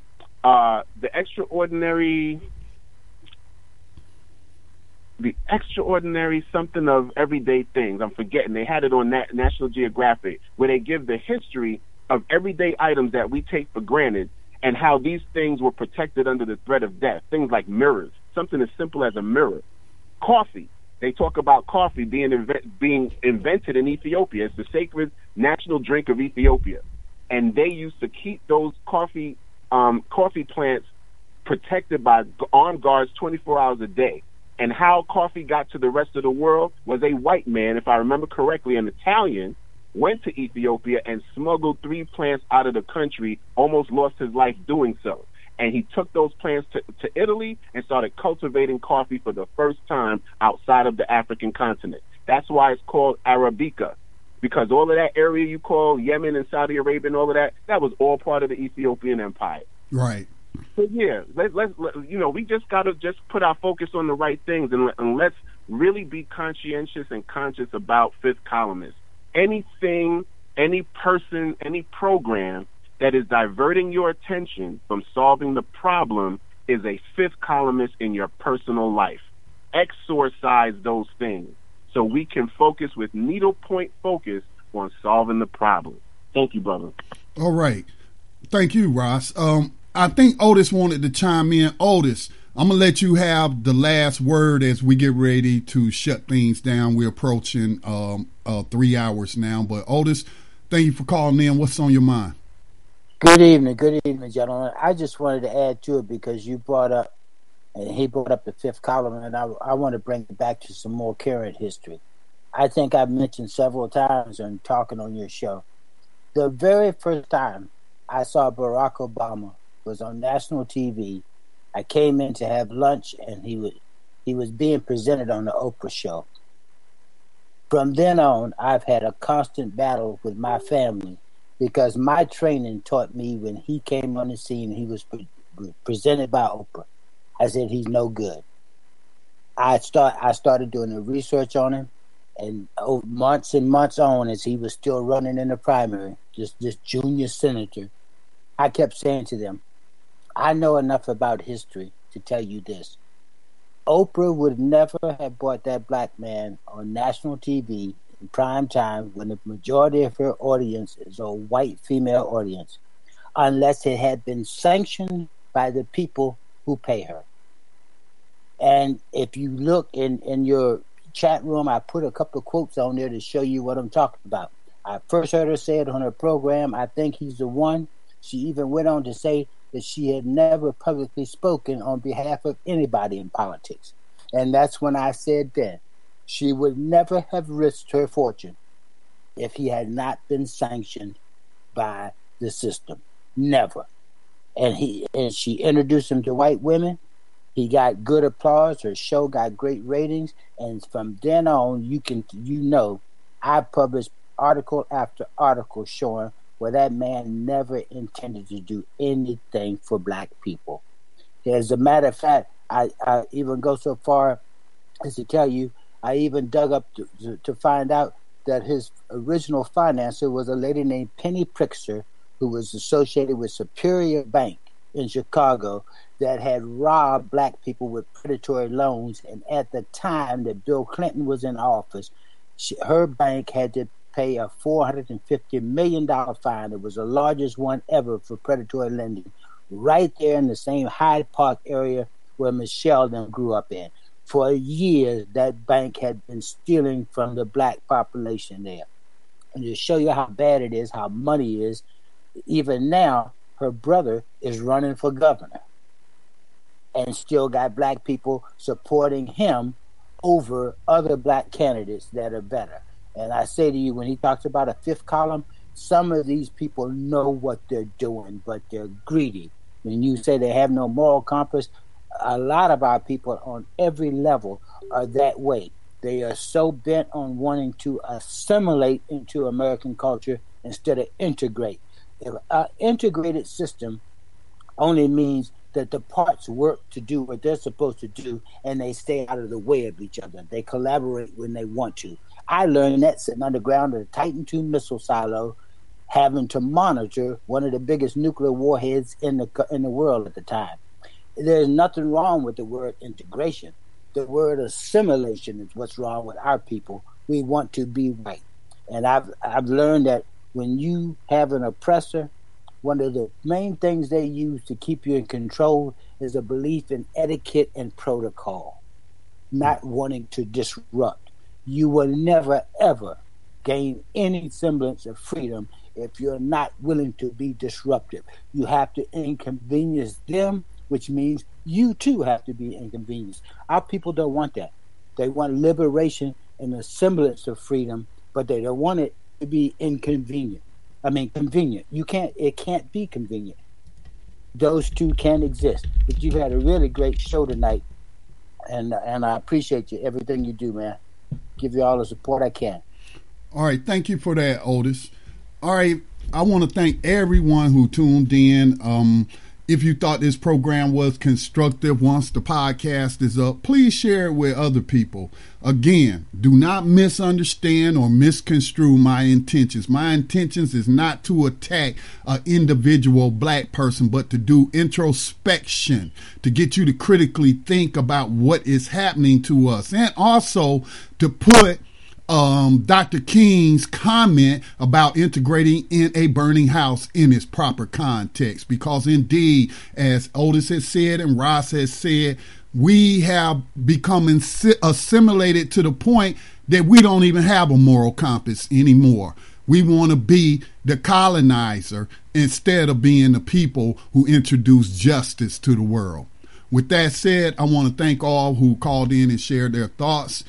Dave will be back on air at 6 o'clock p.m. Monday for another broadcast of Thando Radio Show.